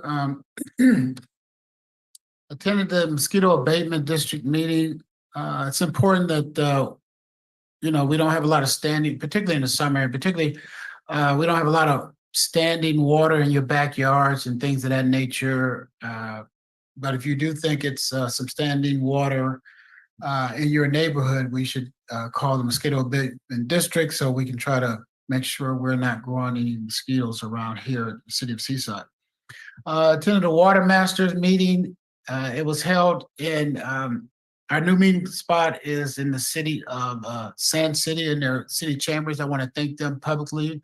Mayor Carbone graciously offered up their chambers to meet, and we're meeting there. It's a great place to meet. So I want to publicly thank the city of Sand City and the mayor for allowing the Water Master to meet in that chamber. Attended the Monterey County Second Annual Race Relations Summit by underneath the leadership and the founder, Derek Williams and Joy. They both do a wonderful job to make sure that, we don't go too far in this community without really recognizing and talking about race relations and trying to make a better community for all as it relates to race relation and people getting along and trying to figure out why we're not getting along. So we want to thank him for that. And Seaside was supportive of that. So I want to thank the council and for what you guys are doing to support them. We look forward to supporting again next year because we always try to lead the way and make sure we're around those discussions. The Catino Park mural unveiling went wonderfully. A lot of people were there. The most important thing is the kids had a good time. A lot of skateboards were awarded. But it's very nice, and I think we should look for how can we put more murals up there on some of that just blank cement. So maybe that's something, down the road. Attended the Oban Festival, wonderful festival. I believe it's the 75th year Oban Festival. Brought greetings and welcoming words on behalf of the citizens of Seaside. Then went over to Blues in the Park a couple weeks ago, and it was wonderfully done. And we want to thank the Mayor Pro Tem for continuing to make sure that moves forward, and we have that type of excitement in our community every weekend through this span of the summer. I attended the Monterey One Water Management District meeting, routine meeting. Attended the Seaside Housing Collaborative meeting. They're doing wonderful work there. They're trying to get together and figure out ways to advise the council on some of the land that we do own, some of the smaller parcels that we may not need. And then I think it's 3 parcels that they're looking at on recommending the council do something with them, namely give them control of the parcels so they can try to figure out how to build some housing units on those parcels. So they will make recommendations down the road. Attended the Community Human Services, I think it was the 50th year or 55th year of community services. And the wonderful things that they do in this community, on this peninsula, in this city, you just can't say enough about that. We're part of the JPA, but they're just underneath their executive director, they just do wonderful work to protecting those that need that type of protection in their lives, right? And it's not all about drugs. It's not all about domestic violence. There's a lot of needs. People come through their programs for, they meet people where they are. right? That's what you say nowadays. They're meeting people where they are, and they're meeting a lot of people. And a lot of success stories are coming out of that. So we want to congratulate them for 55 years of service to this community. Attended Monterey One Water Ad Hoc Committee, and that went well earlier today. Was going to go over to Salinas for my RAND meeting, but the traffic on 68 was something happened. And like 5 miles before I got to it, I turned back because it was only one way forward after a certain point, right? So I didn't attend it. So hopefully everybody that was involved with that was okay, and whatever happened was not that serious. Like the Mayor Pro Tem said, we attend the weekly cleanup with Foster. We appreciate all the residents do to clean up all the parks in their neighborhood. And I know everybody's not a member of FOSBA, but it's a lot of people that come down to these parks and share in protection of their local parks. That's it for me. Mayor, can I give? Yes, one of more? course. Just one Yeah. word, and I forgot on my notes. Just a special shout out to Teddy Black for Sunday Blues. He's the guy that you can count on. He understands pride in Seaside, and if anybody's accountable to help that thing move forward, Teddy Black is the guy that's doing that. And I just wanted to make a special note of that, and I forgot, apologize for not mentioning it earlier. No, good point. I know you are there, and then you want to make sure that it goes well. So I appreciate you highlighting the people that are down there. Our rec department is there every week, setting that thing up, and so we do want to thank the whole rec department. Okay, item number 11, city attorney, city managers, nope. Item number 12, which is closed session. The city attorney will read us in the closed session. Thank you, Mr. Mayor, members of the council, members of the public.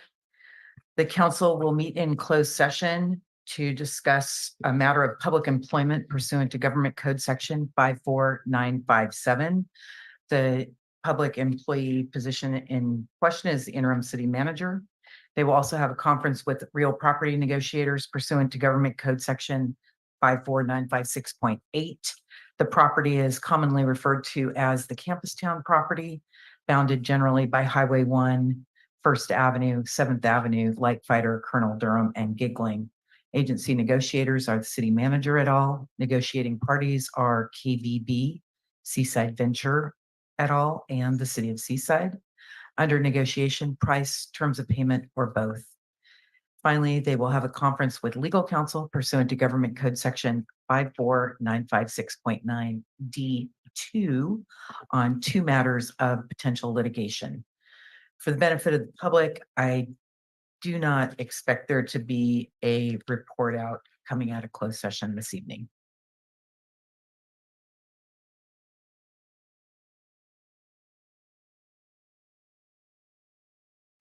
Are there any public comment on our closed session items? Public comment is open. Members of the public in the chamber, please approach the podium. Members of the public on Zoom, please use the raise your hand feature or dial *9 if you're calling from a phone.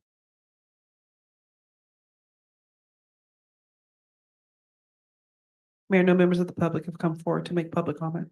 Closed session, public comment remains open on our closed session items.